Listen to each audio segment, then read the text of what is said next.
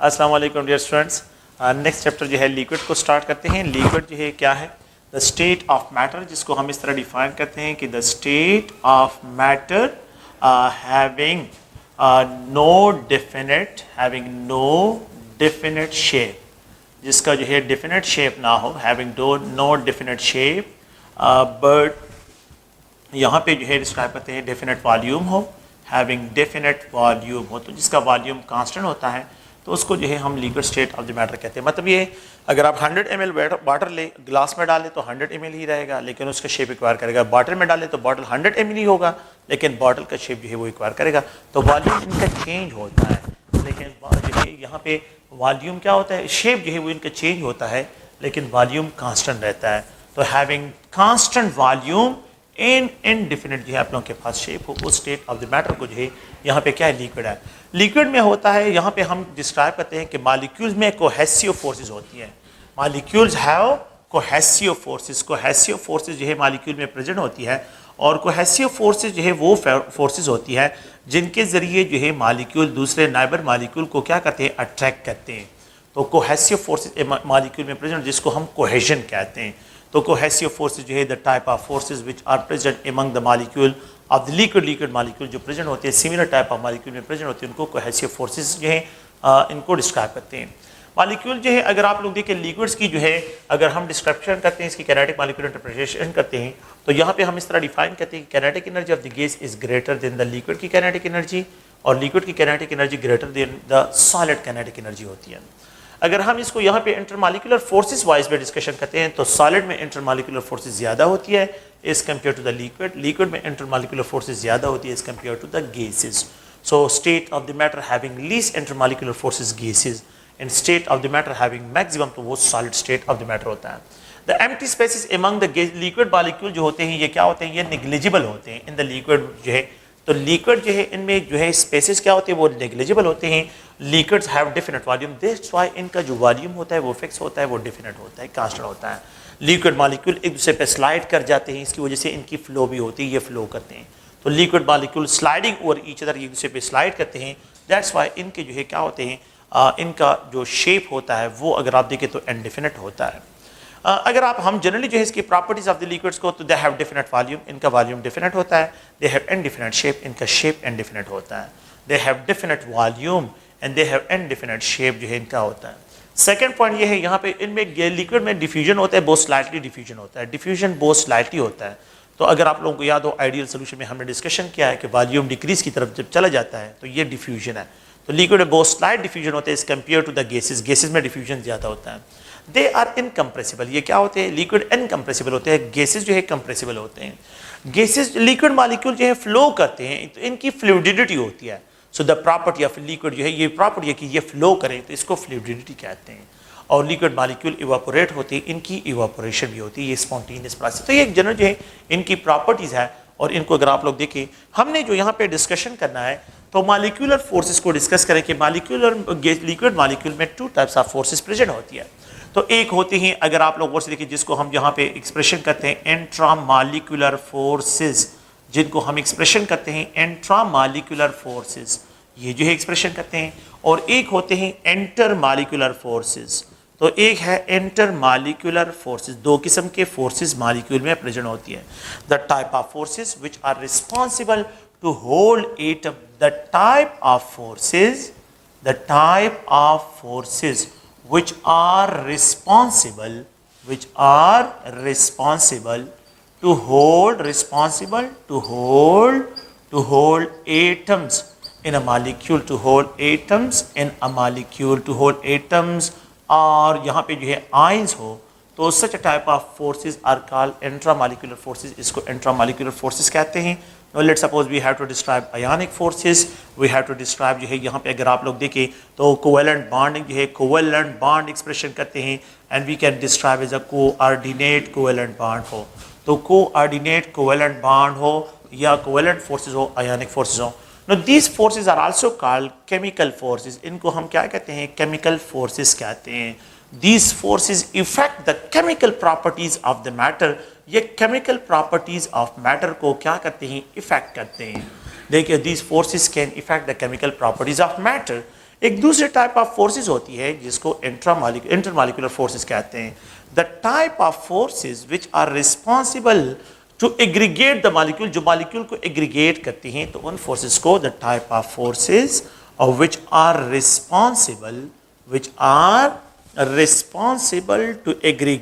responsible to aggregate कि क्या करे, एग्रीगेट द मॉलिक्यूल्स। तो जो मॉलिक्यूल्स को एग्रीगेट करती है, मॉलिक्यूल्स आर कॉल्ड, इनको इंटरमॉलिक्यूलर फोर्सेस कहते हैं। Now these are also called physical forces, इनको फिजिकल बॉन्ड भी कहते हैं। तो ये फिजिकल फोर्सेस भी इनको कहते हैं।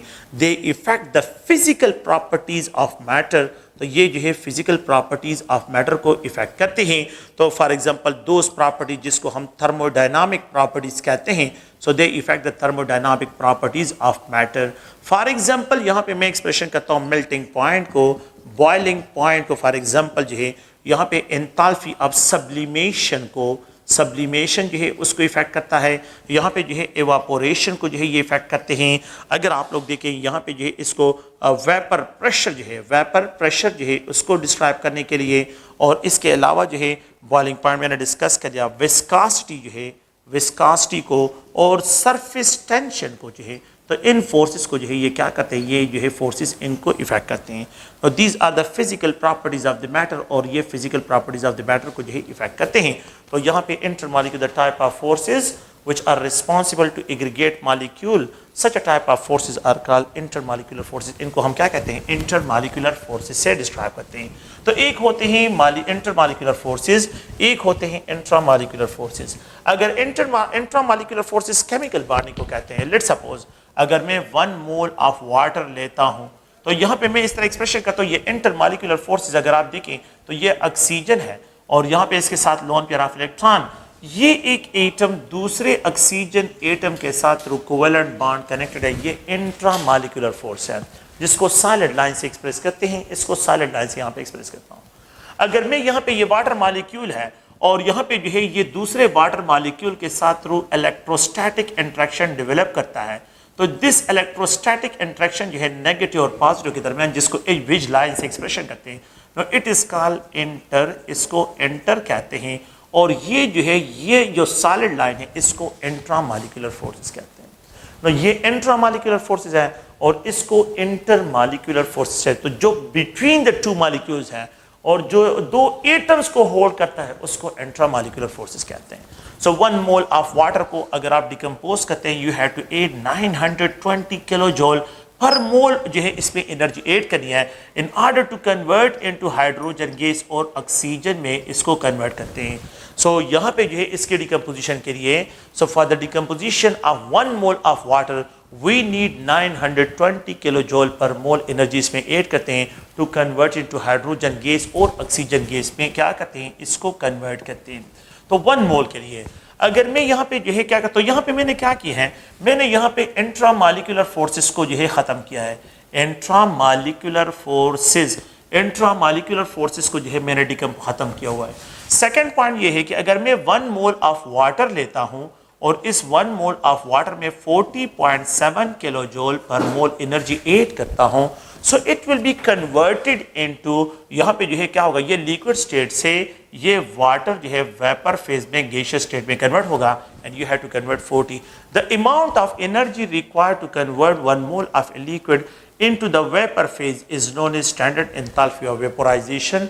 इसको स्टैंडर्ड एंथैल्पी ऑफ वेपोराइजेशन कहते हैं।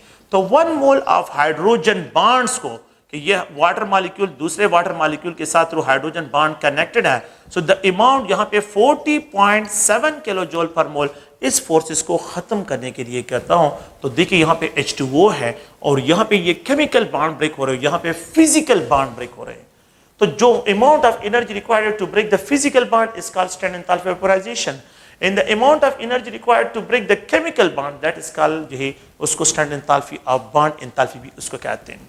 अगर मैं इन दोनों एनर्जी का रेशियो निकालता हूं, यहाँ पे एंट्रा और एंटर का जो है रेशियो निकालता हूं 40.7, अगर मैं इन दोनों का रेशियो निकालता हूं, ये एंट्रा के लिए और ये एंटर के लिए, तो ये राउंड अबाउट 23 जो है 23 टाइम। इसका मतलब ये है कि intramolecular forces in case of water, intramolecular forces in case of water जो है ये 23 times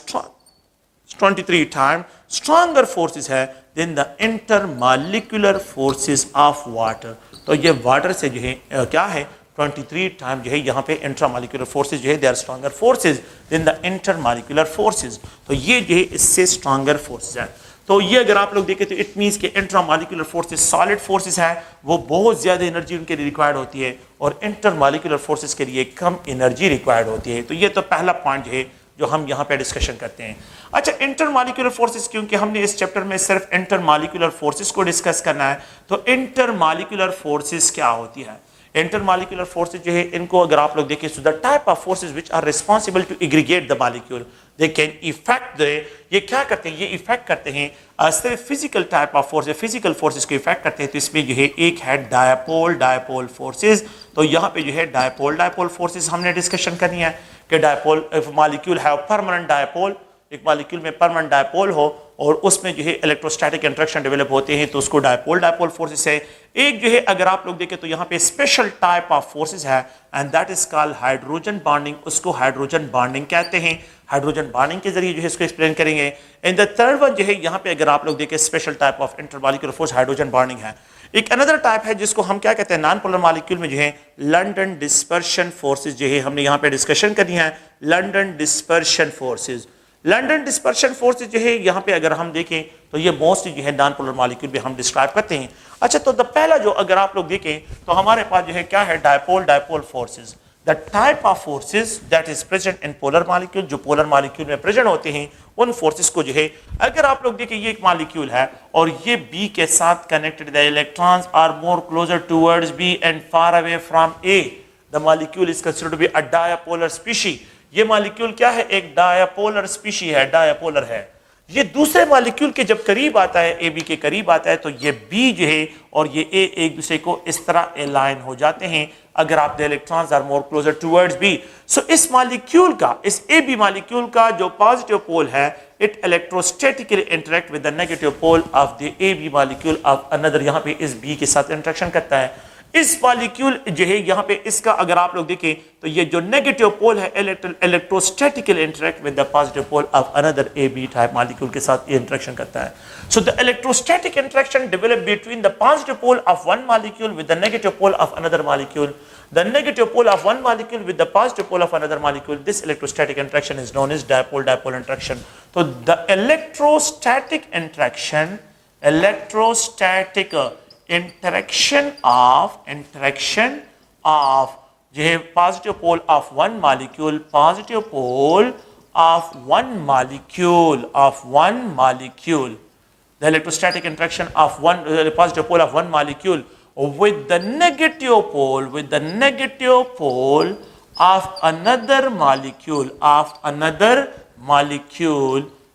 another molecule is known as, this electrostatic interaction is known as dipole interaction। and the negative pole of one molecule with the positive pole of one molecule with the negative pole। तो ये एक dipolar species है और यहाँ पे ये भी एक डायपोलर स्पीशी है। तो एक का डायपोल दूसरे डायपोल के साथ ये जो इलेक्ट्रोस्टैटिक इंटरेक्शन है, इस इलेक्ट्रोस्टैटिक इंटरेक्शन को हम क्या कहते हैं, डायपोल इंटरेक्शन कहते हैं। तो डायपोल इंटरेक्शन जो है कौन से मॉलिक्यूल में, अगर आप लोग HCl मॉलिक्यूल को देखें तो ये HCl है, ये पार्शियल पॉजिटिव नेगेटिव, ये पार्शियल पॉजिटिव। तो दूसरा HCl मॉलिक्यूल अगर आप देखें तो ये एक दूसरे को इस तरह अलाइन हो जाते हैं and there is a electrostatic interaction between this positive pole and negative pole. अगर आप लोग देखें यहाँ पे ये HBr है तो यहाँ पे ये नेगेटिव, ये पॉजिटिव, यहाँ पे ये HBr है, ये पॉजिटिव और यहाँ पे ये नेगेटिव है। तो there is electrostatic interaction between the negative pole and positive pole of another molecule. अगर आप लोग हाइड्रो आयोडिक एसिड को देखें तो यहाँ पे जो है क्या है, डायपोल इंटरेक्शन है और ये इलेक्ट्रोस्टैटिक इंटरेक्शन, ये जो है अगर आप लोग देखें, this electrostatic interaction is known as dipole interaction. इसको डायपोल इंटरेक्शन से क्या कहते हैं, डिस्क्राइब करते हैं। तो अगर आप लोग देखें तो अल्काइल हैलाइड जो है, अगर मैं अल्काइल हैलाइड की बात करता हूँ तो ये अल्काइल हैलाइड है। तो अल्काइल हैलाइड में जो है ये पार्शियल पॉजिटिव और यहाँ पे जो है ये पार्शियल, तो यहाँ पे ये पार्शियल पॉजिटिव ये partial negative, there is electrostatic interaction between the positive pole, there is electrostatic interaction between the negative pole and positive pole. Alkyl halide में भी डायपोल डायपोल इंटरेक्शन है। अगर आप लोग यहाँ पे देखें तो यहाँ पे क्या है, लेट्स सपोज अगर मैं यहाँ पे फ्लोरीन लिख देता हूँ तो ये फ्लोरीन ये पॉजिटिव पोल और ये दूसरा फ्लोरीन, तो यहाँ पे भी अगर आप देखें तो पॉजिटिव पोल ये negative pole, there is electrostatic interaction, there is electrostatic interaction between the positive pole with the negative pole with the positive pole. Now this electrostatic interaction is known as dipole dipole interaction, इसको dipole dipole interaction कहते हैं। याद रखें कि dipole dipole interaction जो है कौन कौन से मॉलिक्यूल में होता है, अल्काइल हैलाइड ऑर्गेनिक कंपाउंड में जो है अल्काइल हैलाइड में dipole dipole इंटरेक्शन होता है। अगर आप लोग देखें यहाँ पे मैं एक्सप्रेशन कर लेता हूँ, ईथर्स में जो है डायपोल डायपोल इंटरेक्शन होता है, ethers molecule with the ether molecule जो है द थर्ड वन। अगर आप लोग देखें तो यहाँ पे मैं एक्सप्रेशन करता हूँ, एल्डिहाइड्स में एक एल्डिहाइड मॉलिक्यूल दूसरे एल्डिहाइड मॉलिक्यूल के साथ डायपोल डायपोल इंटरेक्शन। अगर आप लोग देखें कीटोन्स में डायपोल डायपोल इंटरेक्शन होता है। अगर आप 5 जो है एसिड हैलाइड में, तो यहाँ पे ये एसिड हैलाइड है, एसिड हैलाइड जिसको हम कहते हैं, इसमें डायपोल डायपोल इंटरेक्शन होता है। द 6th वन जो है अगर आप लोग देखें तो एस्टर में डायपोल डायपोल इंटरेक्शन है। अगर आप 7 वन जो है यहाँ पे मैं एक्सप्रेशन करता हूँ, एसिड एनहाइड्राइड में जो है डायपोल डायपोल इंटरेक्शन होता है। अगर आप लोग यहाँ पे देखें अल्काइल साइनाइड में जो है यहाँ पे डायपोल डायपोल इंटरेक्शन होता है। तो ये ऐसे ऑर्गेनिक कंपाउंड है जिसमें dipole there is no hydrogen bonding, यहाँ पे हाइड्रोजन बॉन्डिंग जो है प्रेजेंट नहीं होती।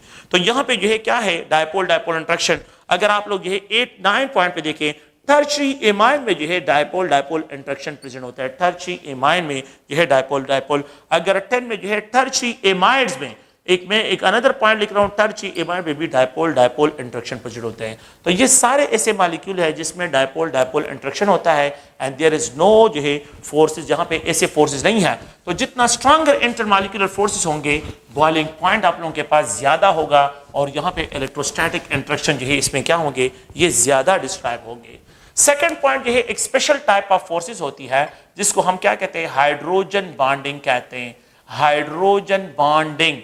तो अगर आप लोग देखें एक another special type of dipole dipole interaction जिसको हम क्या कहते हैं, हाइड्रोजन बॉन्डिंग कहते हैं। तो हाइड्रोजन बॉन्डिंग को डिस्कशन करते हैं। जो ऐसे मॉलिक्यूल जिसपे हाइड्रोजन डायरेक्टली अटैच हो ऑक्सीजन के साथ, जिसमें हाइड्रोजन डायरेक्टली अटैच हो ऑक्सीजन के साथ, जिसपे हाइड्रोजन डायरेक्टली अटैच हो फ्लोरीन के साथ, जिसपे हाइड्रोजन डायरेक्टली अटैच हो नाइट्रोजन के साथ, तो इनको फोन एलिमेंट कहते हैं। और इन फोन एलिमेंट में जो है अगर आप लोग देखें तो यहाँ पे जो एक स्पेशल टाइप ऑफ फोर्सेस होती हैं जिनको हम हाइड्रोजन बॉन्डिंग कहते हैं। हाइड्रोजन बॉन्डिंग जो है इनको अगर आप लोग देखें तो वाटर में हाइड्रोजन बॉन्डिंग, HF में जो है हाइड्रोजन बॉन्डिंग है। लेट सपोज अगर मैं वाटर लेता हूं तो ये वाटर मॉलिक्यूल है और यहाँ पे जो है ये एक दूसरा वाटर मॉलिक्यूल है। So there is electrostatic interaction developed between one water molecule. So the lone pair of electron electrostatically interact with the positive pole of another water molecule, and there is electrostatic interaction developed between the lone pair of electron of one water molecule with the positive pole of another water molecule.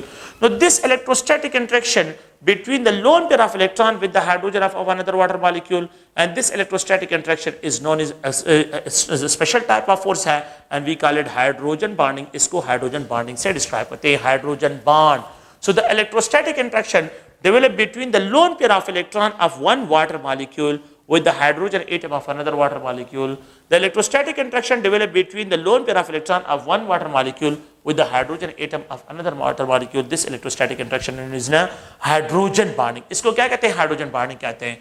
Water में अगर आप लोग देखें तो 2 hydrogen atom है और यहाँ पे 2 लोन पेयर ऑफ इलेक्ट्रॉन्स भी है। तो 2 loan pair of electron, 2 hydrogen atom जो है अगर आप देखें तो ये इस पे प्रेजेंट है। अगर हम यहाँ पे देखें तो ये हाइड्रोफ्लोरिक एसिड है और इस हाइड्रोफ्लोरिक एसिड में जो है there is electrostatic interaction developed between the lone pair of one molecule of one hydrofluoric acid with a hydrogen atom of another hydrofluoric acid. Now this electrostatic interaction is also called hydrogen bonding. इसको hydrogen bonding से describe करते हैं। ये क्या है hydrogen bonding से, इसकी भी description करते हैं। The electrostatic interaction developed between the lone pair of electron of one hydrofluoric acid with the hydrogen atom of another hydrofluoric acid. This electrostatic interaction is known as hydrogen bonding. इसको हम क्या कहते हैं, hydrogen bonding कहते हैं। यहाँ पे अगर आप लोग देखें इस मॉलिक्यूल में देखें तो यहाँ पे एक हाइड्रोजन एटम है, क्या है, अ सिंगल हाइड्रोजन एटम जो है यहाँ पे प्रेजेंट है और यहाँ पे 3 लोन पेयर ऑफ इलेक्ट्रॉन जो है यहाँ पे अगर आप लोग देखें तो the lone pair of electron जो है ये 3 है। तो 3 लोन पेयर ऑफ इलेक्ट्रॉन्स है और हाइड्रोजन एटम लिमिट में है और लोन पेयर ऑफ इलेक्ट्रॉन ज्यादा है। अगर आप लोग देखें अमोनिया मॉलिक्यूल में जो है जब हम देखते हैं तो ये अमोनिया मॉलिक्यूल है और इसमें हाइड्रोजन यहाँ पे कनेक्टेड है, यहाँ पे क्या है हाइड्रोजन कनेक्टेड है, ये हाइड्रोजन कनेक्टेड है। यहाँ पे अगर आप लोग देखें तो यहाँ पे ये लोन पेयर ऑफ इलेक्ट्रॉन, ये हाइड्रोजन है। So there is a electrostatic interaction develop between the lone pair of electron of one ammonia molecule with the hydrogen atom of another ammonia molecule.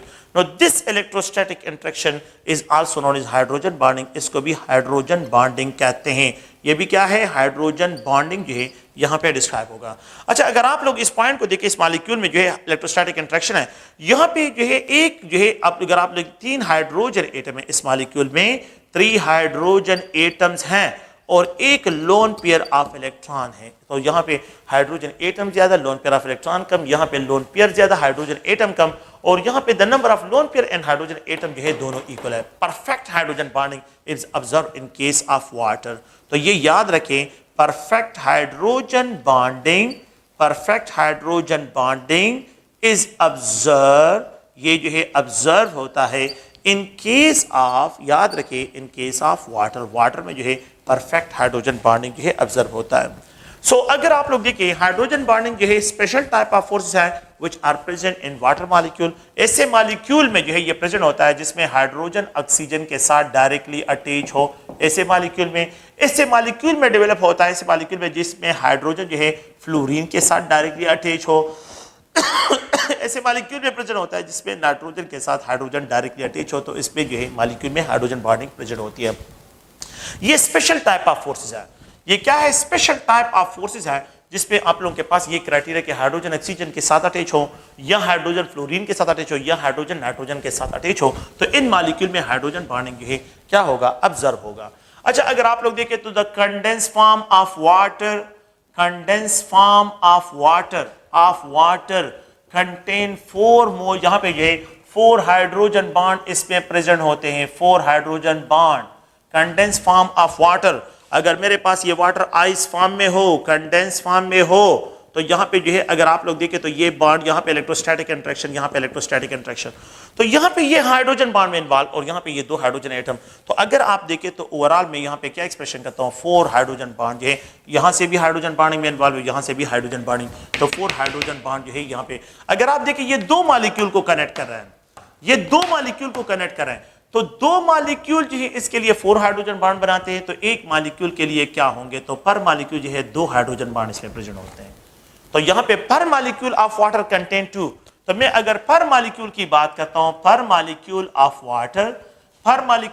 Water की अगर मैं बात करता हूं तो यहां पे 2 हाइड्रोजन बॉन्ड प्रेजेंट है, लेकिन condense form contain 4 hydrogen bond इसमें प्रेजेंट है। द कंडेंस फॉर्म जो है of ammonia, the condense form of ammonia, जो अमोनिया है तो इट कंटेन, याद रखिए इट कंटेन्स 2 हाइड्रोजन बॉन्ड, इसमें 2 हाइड्रोजन बॉन्ड जो है ये प्रेजेंट होते हैं, 2 हाइड्रोजन बॉन्ड जो है इसके लिए प्रेजेंट है, तो 2 हाइड्रोजन बॉन्ड प्रेजेंट है। द कंडेंस फॉर्म जो है 2 हाइड्रोजन बॉन्ड, मतलब क्या है कि ये लोन पेयर भी इन्वॉल्व हो जाता है और ये लोन पेयर भी है, और 2 अमोनिया मॉलिक्यूल को कनेक्ट करता है। तो अगर आप लोग देखिए अगर कंडेंस फॉर्म में 2 हैं और ये 2 मॉलिक्यूल को कनेक्ट करता है, तो एक मॉलिक्यूल के लिए क्या होंगे, तो पर मॉलिक्यूल जो है यहाँ पे 1 हाइड्रोजन बॉन्ड होगा। तो अगर आप लोग देखिए ये एक अमोनिया मॉलिक्यूल है और दूसरे अमोनिया मॉलिक्यूल को क्या करते हैं, यहाँ पे कनेक्ट कर रहे हैं। इस पॉइंट को अगर आप लोग देखें, ये एक अमोनिया मॉलिक्यूल दूसरे अमोनिया मॉलिक्यूल के साथ, और यहाँ पे जो है ये एक दूसरे हाइड्रोजन के साथ कनेक्ट होता है। तो अगर आप देखिए कंडेंस फॉर्म में जो है पर मॉलिक्यूल कितने हैं, 2 हाइड्रोजन बॉन्ड है। जब मैं यहाँ पे 2 मॉलिक्यूल को कनेक्ट करें, एक अमोनिया 2 मॉलिक्यूल को कनेक्ट कर रहा है, जब ये 2 बॉन्ड जो है 2 हाइड्रोजन बॉन्ड के जरिए कनेक्ट कर रहा है, तो यहाँ पे एक मॉलिक्यूल जो है एक पेयर क्या होगा, तो मैं यहाँ पे इसको क्रॉस कर, तो पर मॉलिक्यूल 1 हाइड्रोजन बॉन्ड यहाँ पे बनता है। तो पर मॉलिक्यूल जो है, पर मॉलिक्यूल अमोनिया में अ सिंगल हाइड्रोजन बॉन्ड, पर molecule a single hydrogen bond जो है ये क्या है, ये प्रेजेंट है, और कंडेंस फॉर्म में जो है 2 हाइड्रोजन बॉन्ड यहाँ पे प्रेजेंट होते हैं। द सेम की situation with hydrofluoric acid, hydrofluoric acid में जो है अगर आप लोग देखें, मैं यहाँ पे इसकी एक्सप्रेशन कर लेता हूं, तो एक दूसरे हाइड्रोफ्लोरिक एसिड को कनेक्ट कर लेता है। तो अगर ये दूसरे हाइड्रोफ्लोरिक एसिड को कनेक्ट करता है, तो यहाँ पे जो है कंडेंस फॉर्म में ये 2 हाइड्रोजन बॉन्ड बना रहा है। तो condense form means solid state में condense form of HF produce करता है 2 हाइड्रोजन बॉन्ड। तो पर मॉलिक्यूल क्या होंगे, पर मॉलिक्यूल जो है तो दो मॉलिक्यूल इसको कनेक्ट कर रहे हैं और दो बॉन्ड बन रहे हैं, तो एक पर मॉलिक्यूल क्या हो जाएगा, तो यहाँ पे पर मॉलिक्यूल जो है ये वन हाइड्रोजन बॉन्ड, तो पर मॉलिक्यूल ऑफ HFO, पर मॉलिक्यूल ऑफ HF जो है it produces one hydrogen bond, ये वन हाइड्रोजन बॉन्ड प्रोड्यूस करता है। तो पर molecule of HF it produces one hydrogen bond, ये सिंगल हाइड्रोजन बॉन्ड को जनरेट करता है। तो पर मॉलिक्यूल ये, तो आप लोग याद रखें कि जिन मॉलिक्यूल में आप लोग गौर से देखें, वाटर है तो वाटर में हाइड्रोजन बॉन्डिंग प्रेजेंट होती है, वाटर मॉलिक्यूल दूसरे वाटर मॉलिक्यूल इसका जो डेरिवेटिव है अल्कोहल है, अल्कोहल में हाइड्रोजन बॉन्डिंग बिल्कुल प्रेजेंट होती है। अगर आप फिनोल को देखें, फिनोल में हाइड्रोजन बॉन्डिंग प्रेजेंट होती है, क्योंकि दोनों क्राइटेरिया फुलफिल हो रहे हैं। तो जब दोनों क्राइटेरिया फुलफिल हो जाए, loan pair of electron of oxygen भी हो और हाइड्रोजन भी हो, तो फिर आप लोगों के पास यहाँ पे क्या होगा, यहाँ पे आप लोगों के पास हाइड्रोजन बॉन्डिंग प्रेजेंट होगा। कार्बोक्सिलिक एसिड को अगर आप लोग देखें उसमें भी हाइड्रोजन बॉन्डिंग प्रेजेंट है। कार्बोक्सिलिक एसिड में ऑक्सीजन हाइड्रोजन के साथ कनेक्टेड है, तो यहाँ पे हाइड्रोजन बॉन्डिंग जो है ये प्रेजेंट है। एक कार्बोक्सिलिक एसिड दूसरे कार्बोक्सिलिक एसिड के साथ क्या होगा, थ्रू हाइड्रोजन बॉन्डिंग कनेक्ट होगा। तो यहाँ पे आप लोगों के पास क्या है, दीज आर द वाटर के जो डेरिवेटिव्स है, तो वाटर का डेरिवेटिव क्या है, यहाँ पे अल्कोहल है तो अल्कोहल में है, फिनोल में है, इसमें कार्बोक्सिलिक एसिड का ये वाटर का डेरिवेटिव नहीं है, लेकिन ये है कि इसमें क्या है, यहाँ पे आप लोगों के पास हाइड्रोजन बॉन्डिंग प्रेजेंट है। अगर हम यहाँ पे एक दूसरे पॉइंट एंगल से इसको डिस्कस करते हैं, तो अगर हम यहाँ पे नाइट्रोजन के डेरिवेटिव्स को देखें, so the derivatives of nitrogen, nitrogen के डेरिवेटिव, अमोनिया में हाइड्रोजन बॉन्डिंग प्रेजेंट है। अगर आप लोग देखें प्राइमरी एमाइन में हाइड्रोजन बॉन्डिंग प्रेजेंट है। अगर आप लोग सेकेंडरी एमाइन को देखें, इसमें भी हाइड्रोजन बॉन्डिंग प्रेजेंट है। ये क्राइटेरिया, यहाँ पे ये क्राइटेरिया चाहिए, यहाँ पे ये क्राइटेरिया चाहिए हाइड्रोजन बॉन्डिंग के लिए, तो यहाँ पे अगर आप लोग देखें तो यहाँ पे हाइड्रोजन बॉन्डिंग होगा। लेकिन अगर आप टर्शियरी एमाइन को देखें तो लोन पेयर ऑफ नाइट्रोजन तो प्रेजेंट है, लेकिन दूसरा क्राइटेरिया फुलफिल नहीं हो रहा है, तो यहाँ पे नो हाइड्रोजन बॉन्डिंग। तो टर्शियरी एमाइन जो है यहाँ पे नो हाइड्रोजन बॉन्डिंग में इन्वॉल्व, तो they are not involve in hydrogen bonding. Tertiary amine hydrogen bonding में इन्वॉल्व नहीं होंगे। तो ये देखें यहाँ पे वाटर में, यहाँ पे अगर आप लोग देखें, अगर आप लोग गौर से देखें H2SO4 सल्फ्यूरिक एसिड, यहाँ पे हाइड्रोजन बॉन्डिंग बिल्कुल होगा। अगर आप लोग ये HNO3 देखें तो यहाँ पे हाइड्रोजन बॉन्डिंग बिल्कुल होगा HNO3 में। अगर आप लोग H3PO4 को देखें तो यहाँ पे बिल्कुल हाइड्रोजन बॉन्डिंग प्रेजेंट है। अगर आप परक्लोरिक एसिड को देखें तो इन सब में हाइड्रोजन बॉन्डिंग जो है ये प्रेजेंट होगा, क्योंकि यहाँ पे loan pair of electron, loan pair of electron of oxygen और हाइड्रोजन डायरेक्टली अटैच है, इन सब में हाइड्रोजन बॉन्डिंग प्रेजेंट है। यहाँ पे अगर आप लोग देखें the number of hydroxyl group कितने हैं, 3 है, यहाँ पे 1 है, यहाँ पे जो है अगर आप लोग देखें 2 है, तो यहाँ पे 1 है। तो the number of hydroxyl group जितने ज्यादा होंगे एक्सटेंसिव हाइड्रोजन बॉन्डिंग होगा, तो यहाँ पे आप लोगों के पास इंटरमॉलिक्यूलर फोर्सेस क्या होगी, वो ज्यादा डिस्क्राइब होगी। तो जिन मॉलिक्यूल में हाइड्रोजन ऑक्सीजन के साथ डायरेक्टली अटैच होता है उन मॉलिक्यूल में हाइड्रोजन बॉन्डिंग जो है ये प्रेजेंट होता है। मैंने मिक्सचर को ऑलरेडी आप लोगों को जो है अगर आप लोग देखें तो जो मिक्सचर्स होते हैं ऑलरेडी पहले भी डिस्कशन इस पे की है, लेकिन मिक्सचर जो है कौन कौन से मिक्सचर में हाइड्रोजन बॉन्डिंग प्रेजेंट होगा, मिक्सचर कंटेनिंग हाइड्रोजन बॉन्डिंग। तो कौन से मिक्सचर में हाइड्रोजन बॉन्डिंग होगा, अगर आप ईथर्स लेते हैं, ईथर्स, और इसको वाटर में डाल दे तो यहाँ पे जो है एक क्राइटेरिया वाटर प्रोवाइड करता है और दूसरा क्राइटेरिया यहाँ पे हाइड्रोजन बॉन्डिंग है। तो याद रखें ईथर्स और वाटर में हाइड्रोजन बॉन्डिंग प्रेजेंट है। एल्डिहाइड, एल्डिहाइड के साथ तो नहीं बनाता, लेकिन एल्डिहाइड वाटर के साथ हाइड्रोजन बॉन्डिंग में इन्वॉल्व होता है। कीटोन वाटर के साथ हाइड्रोजन बॉन्डिंग में इन्वॉल्व होता है। अगर आप एसिड हैलाइड वाटर में डाल दें तो एसिड हैलाइड वाटर में हाइड्रोजन बॉन्डिंग में इन्वॉल्व होते हैं। अगर आप एस्टर जो है इनको वाटर में डाल दें तो एस्टर वाटर के साथ हाइड्रोजन बॉन्डिंग में इन्वॉल्व होते हैं, ये मिक्सचर है। अगर आप एसिड एनहाइड्राइड को लें, एसिड एनहाइड्राइड को वाटर में डाल दें तो यहाँ पे भी हाइड्रोजन बॉन्डिंग होगा। अगर आप क्या करें कि यहाँ पे एसिड नाइट्राइल लें और इस एसिड नाइट्राइल में नाइट्रोजन के साथ यहाँ पे लोन पेयर ऑफ इलेक्ट्रॉन है, अगर आप इसको वाटर में डाल दें यहाँ पे भी हाइड्रोजन बॉन्डिंग होगा। तो ये मिक्सचर है और इन मिक्सचर में हाइड्रोजन बॉन्डिंग प्रेजेंट होगा। अगर आप टर्शियरी एमाइन लें and if you have to treat tertiary amine with water, यहाँ पे भी हाइड्रोजन बॉन्डिंग प्रेजेंट होगा। तो इन मिक्सचर में हाइड्रोजन बॉन्डिंग क्या है, यहाँ पे ये प्रेजेंट होता है। तो ये तो अगर आप लोग देखें ये एक जनरल स्केच है। एक तो आप लोगों के पास पर मॉलिक्यूल, द पर molecule hydrogen, extensive hydrogen bonding कौन से मॉलिक्यूल में प्रेजेंट है, extensive hydrogen bonding. Extensive hydrogen bonding जो है कौन से मॉलिक्यूल में प्रेजेंट है, तो water contain extensive hydrogen bonding, HF और अमोनिया में हाइड्रोजन बॉन्ड नंबर सेम है। यहाँ पे पर मॉलिक्यूल 2 है, यहाँ पे 1, यहाँ पे 1 है, तो यहाँ पे एक्सटेंसिव हाइड्रोजन बॉन्डिंग वाटर में प्रेजेंट होती है। सेकंड पॉइंट क्या है कि यहाँ पे strength of hydrogen bonding, strength of hydrogen bonding जो है सबसे ज्यादा कहाँ पे है? आप लोग देखिए fluorine is more electronegative than oxygen, तो वो क्या करेगा? स्ट्रेंथ वाइज जो है जो हाइड्रोजन बॉन्ड होगा वो HF में स्ट्रॉन्गर होगा देन H2O, H2O में ज्यादा होगा देन स्ट्रॉन्गर होगा देन अमोनिया।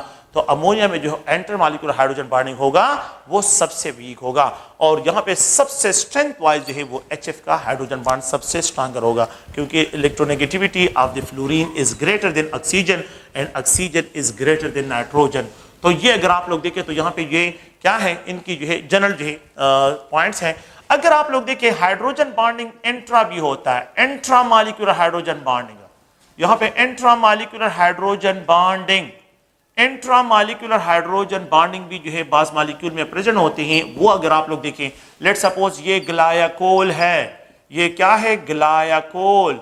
तो यहाँ पे लोन पेयर ऑफ इलेक्ट्रॉन्स है और यहाँ पे ये हाइड्रोजन है, तो दोनों ऑक्सीजन जो है, ये ऑक्सीजन इसके साथ एक ही मॉलिक्यूल है ग्लाइकोल, और एक दूसरे के साथ थ्रू हाइड्रोजन बॉन्डिंग इन्वॉल्व होते हैं।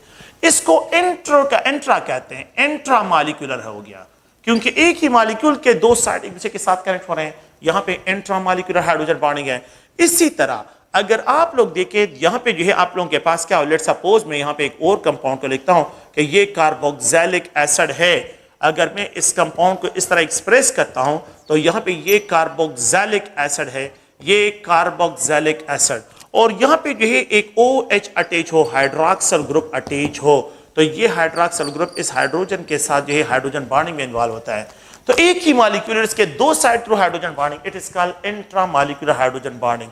तो अगर आप ऑर्थो हाइड्रोक्सी बेंजोइक एसिड में देखें तो यहाँ पे intra molecular hydrogen bonding present है। अगर आप देखें कि यहाँ पे मेरे पास हाइड्रोक्सिल ग्रुप ऑफ फिनोल है और इस यहाँ पे नाइट्रो ग्रुप कनेक्टेड हो, यहाँ पे क्या है? Nitro group. So the lone pair of electron of oxygen are involve in hydrogen bonding with the phenol, hydrogen के साथ कनेक्ट हो जाते हैं। तो यहाँ पे अगर आप ऑर्थो नाइट्रोफिनोल में intra molecular hydrogen bonding present होता है। तो बाज मॉलिक्यूल ऐसे होते हैं जिसमें जो है दो फ्रैगमेंट जो है थ्रू हाइड्रोजन बॉन्ड एक दूसरे के साथ कनेक्ट होते हैं, इसको इंट्रा मॉलिक्यूलर हाइड्रोजन बॉन्डिंग।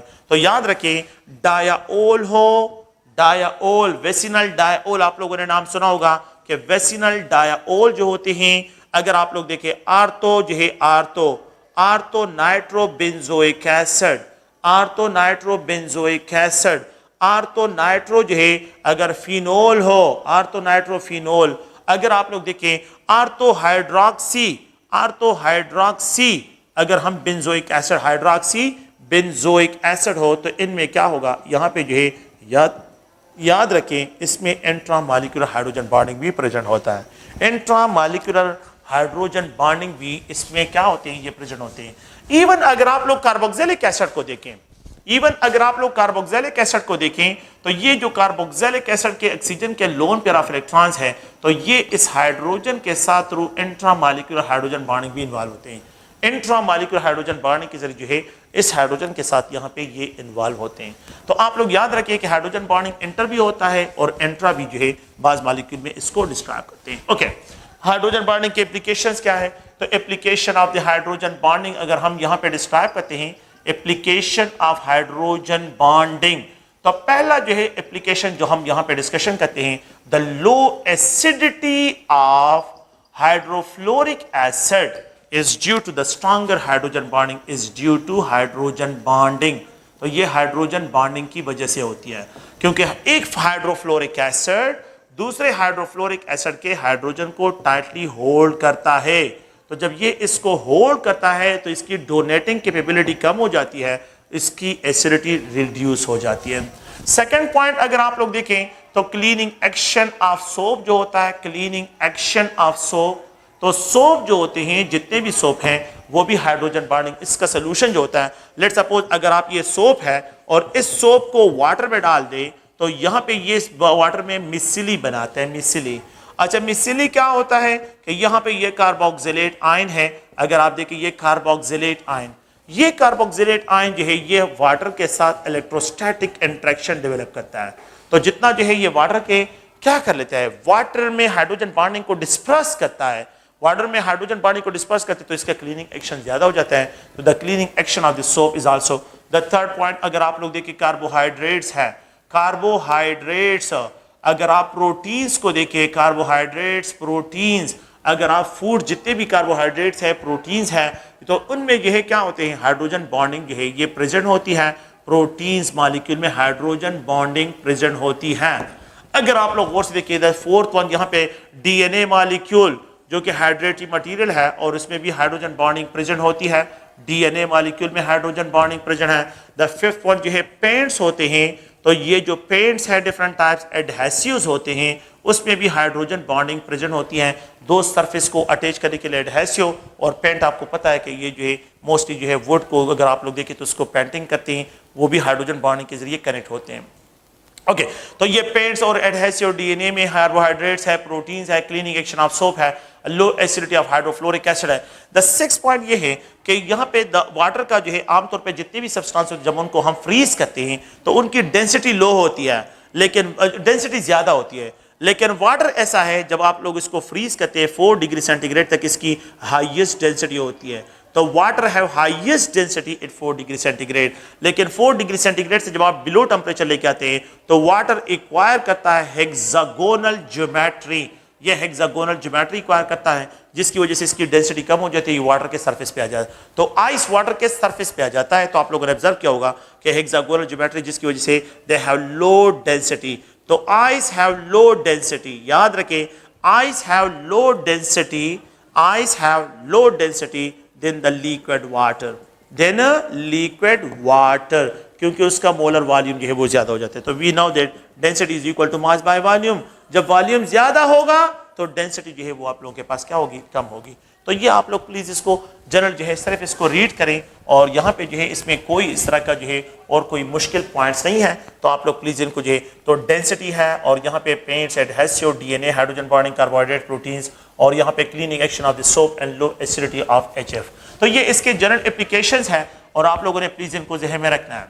अच्छा, इसके बाद हम एक और फोर्सेस की तरफ आते हैं and that forces is non is, उसको जो है अगर हम यहाँ पे डिस्कशन करते हैं वो है London dispersion forces, London dispersion forces.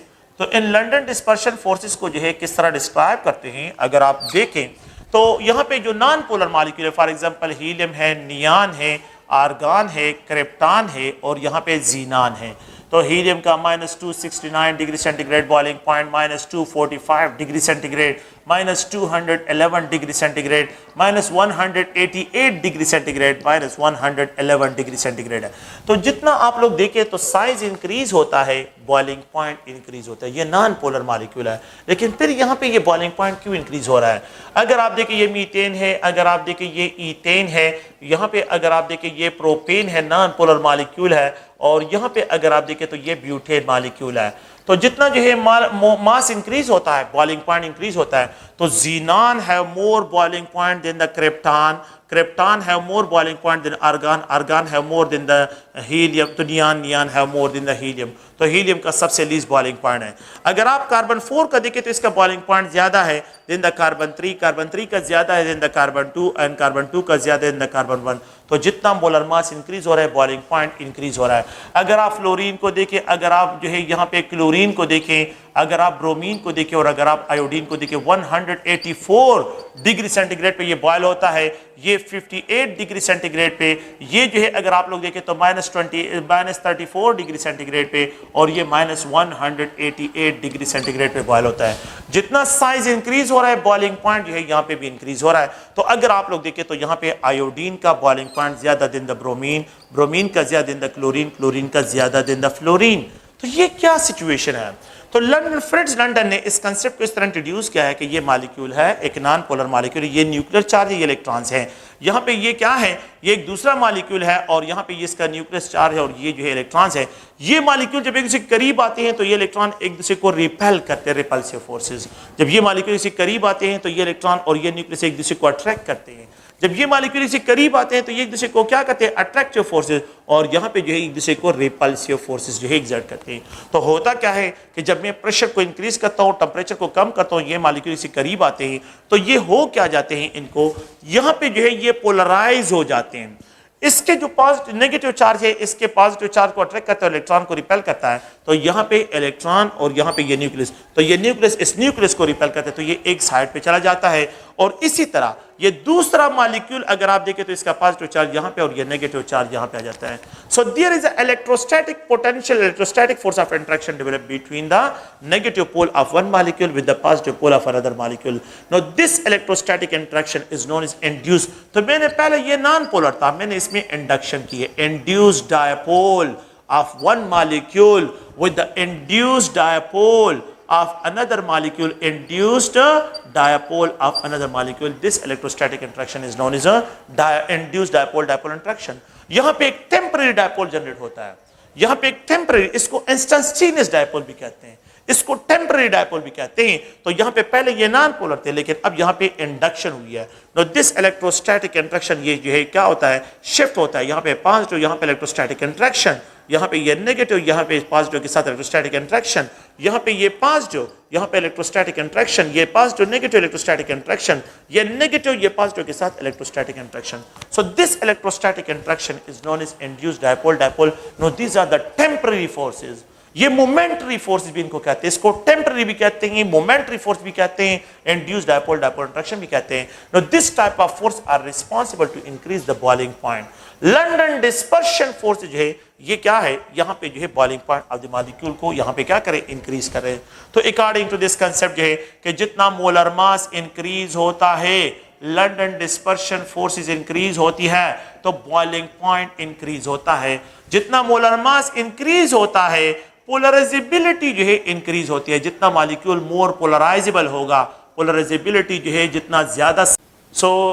अगर आप लोग देखें तो मैंने ये लिखा है कि molar mass of a substance जितना इंक्रीज होता है तो लंडन डिस्पर्शन फोर्स इंक्रीज होती है। Molar mass of a substance जो है जितने इंक्रीज होते हैं, पोलराइजेबिलिटी इंक्रीज होती है, पोलराइजिंग फोर्सेस इंक्रीज होते हैं। तो ये देखिए पोलराइजेबिलिटी जो है जितना मॉलिक्यूल, सपोज फ्लोरीन है और यहाँ पे क्लोरीन है, यहाँ पे ब्रोमीन है और यहाँ पे which of the following molecule have maximum polarizability? Iodine. Iodine have maximum polarizability as compared to fluorine. So polarizability जो है अगर आप लोग देखें, आयोडीन की ज्यादा देन द ब्रोमीन, ब्रोमीन की ज्यादा देन द क्लोरीन, क्लोरीन की ज्यादा देन द फ्लोरीन। तो अगर आप इनको देखें, so they also London dispersion forces depend on the, किस चीज पे डिपेंड करते हैं? पोलराइजेबिलिटी पे। दे आल्सो डिस्क्राइब जो है द शेप पे, जो है शेप के शेप ऑफ द मॉलिक्यूल जो होते हैं। एक आप लोगों के पास लीनियर चेन मॉलिक्यूल्स होते हैं।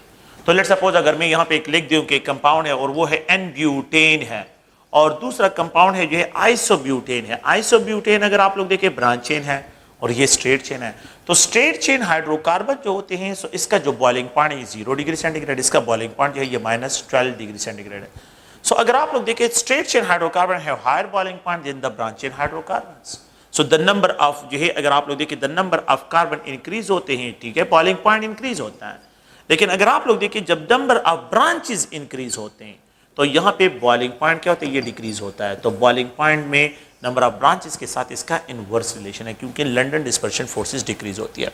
तो ये अगर आप आमतौर पे हम डिस्कशन करते हैं कि जिन मॉलिक्यूल में जो है जिनका मोलर मास ज्यादा होगा उनमें लंडन डिस्पर्शन फोर्सेस ज्यादा होंगे।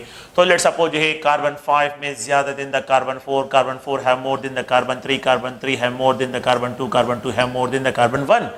तो जितने कार्बन नंबर इंक्रीज होते हैं बॉइलिंग पॉइंट। अगर आप लोग डीजल ऑयल को देखें तो डीजल ऑयल है more boiling point than the जो है kerosene oil. Kerosene oil have more boiling point, kerosene oil have more boiling point than the petrol, और petrol have more boiling point than the pet ether. तो pet ether का boiling point सबसे कम होगा। और यहाँ पे जो है अगर आप गैसेस को देखें तो गैसेस का बॉइलिंग पॉइंट जो है सबसे लीस्ट। तो लंडन डिस्पर्शन फोर्सेस जो है अगर आप देखें तो हमने जो डिस्कशन की है कि इसमें आप लोगों के पास पोलराइजेबिलिटी इंक्रीज होती है और यहाँ पे जो है मोलर मास जितने ज्यादा होंगे लंडन डिस्पर्शन फोर्सेस क्या होंगे? ये मैक्सिमम जो है यहाँ पे डिस्क्राइब होंगे। अच्छा, तो इसमें जो है ये तो dipole force, London dispersion forces की बात की है। एक और फोर्स को जो है हम जिसको कहते हैं ion induced dipole force, ion induced dipole forces. एक होता है आयन इंड्यूस्ड डायपोल फोर्सेस। ये जनरल सी बात है। अगर आप लोग देखिए ये सोडियम आयन है, एक सोडियम आयन कैटायन लेता हूं, सोडियम आयन कैटायन है और मैं यहाँ पे क्लोरीन गैस के करीब, ये क्लोरीन मॉलिक्यूल है, लेट्स सपोज ये क्लोरीन मॉलिक्यूल है, ये न्यूक्लियस है और ये इसके इलेक्ट्रॉन्स है, जो भी इलेक्ट्रॉन्स हैं, मैं जनरली लिख रहा हूँ कि ये इलेक्ट्रॉन्स हैं। तो ये एक क्लोरीन मॉलिक्यूल है, नॉन पोलर, ये क्या है, नॉन पोलर है। और ये अगर आप देखें तो ये केटाइन है, केटाइन इसमें चार्ज है, इस पे चार्ज है। ये केटाइन जब इसके करीब आता है तो होता क्या है कि ये केटाइन इसके इलेक्ट्रॉन को अपनी तरफ अट्रैक्ट कर लेता है। तो ये पॉजिटिव चार्ज केटाइन और यहाँ पे जो है क्या करते हैं, इस इलेक्ट्रॉन को अपनी तरफ अट्रैक्ट कर लेते हैं, ये नेगेटिव और ये पॉजिटिव। तो ये केटाइन क्या करता है, नियर बाय क्लोरीन मॉलिक्यूल में इंडक्शन करता है। तो यहां पे नेगेटिव जो है यहां पे इंडक्शन करते हैं, इसको इंड्यूस, यहां पे ये इंड्यूस डायपोल है और ये केटाइन है। तो सोडियम आयन और क्लोरीन मॉलिक्यूल के दरमियान जो इलेक्ट्रोस्टैटिक फोर्स ऑफ इंटरेक्शन होगी, ये केटाइन इंड्यूस जो है dipole dipole interaction, cation induce dipole interaction होगा। तो अगर मैं आपको ये कहूं कि the type of intermolecular forces between the chlorine molecule and sodium ion, तो ये केटाइन इंड्यूस्ड डायपोल इंटरेक्शन होगा।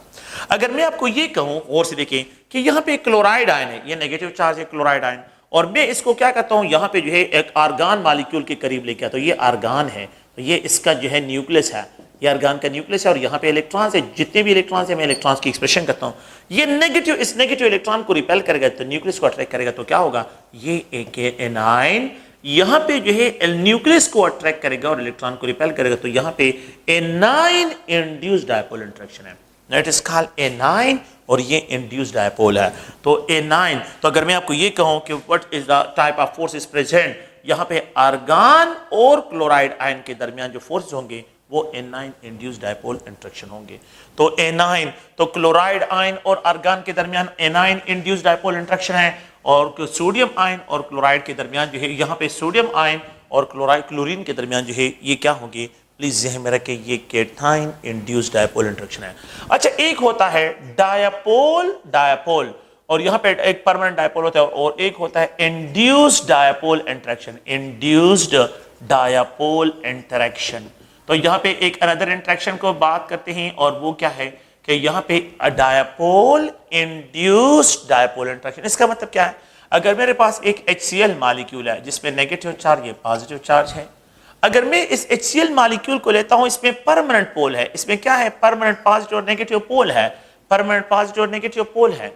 And if we have to close, अगर हमें क्या करते हैं, इसको क्रिप्टॉन के करीब लेके आते या क्लोरीन गैस के करीब लेके आते जो नॉन पोलर होते हैं, तो अगर मैं इसको जो है आर्गान के करीब लेके आता हूं तो ये आर्गान का न्यूक्लियस है और ये इलेक्ट्रॉन है, तो ये नेगेटिव इस इलेक्ट्रॉन को रिपेल करेगा और ये नेगेटिव इस पॉजिटिव पोल को जो है क्या करेगा, न्यूक्लियाई को अट्रैक्ट करेगा।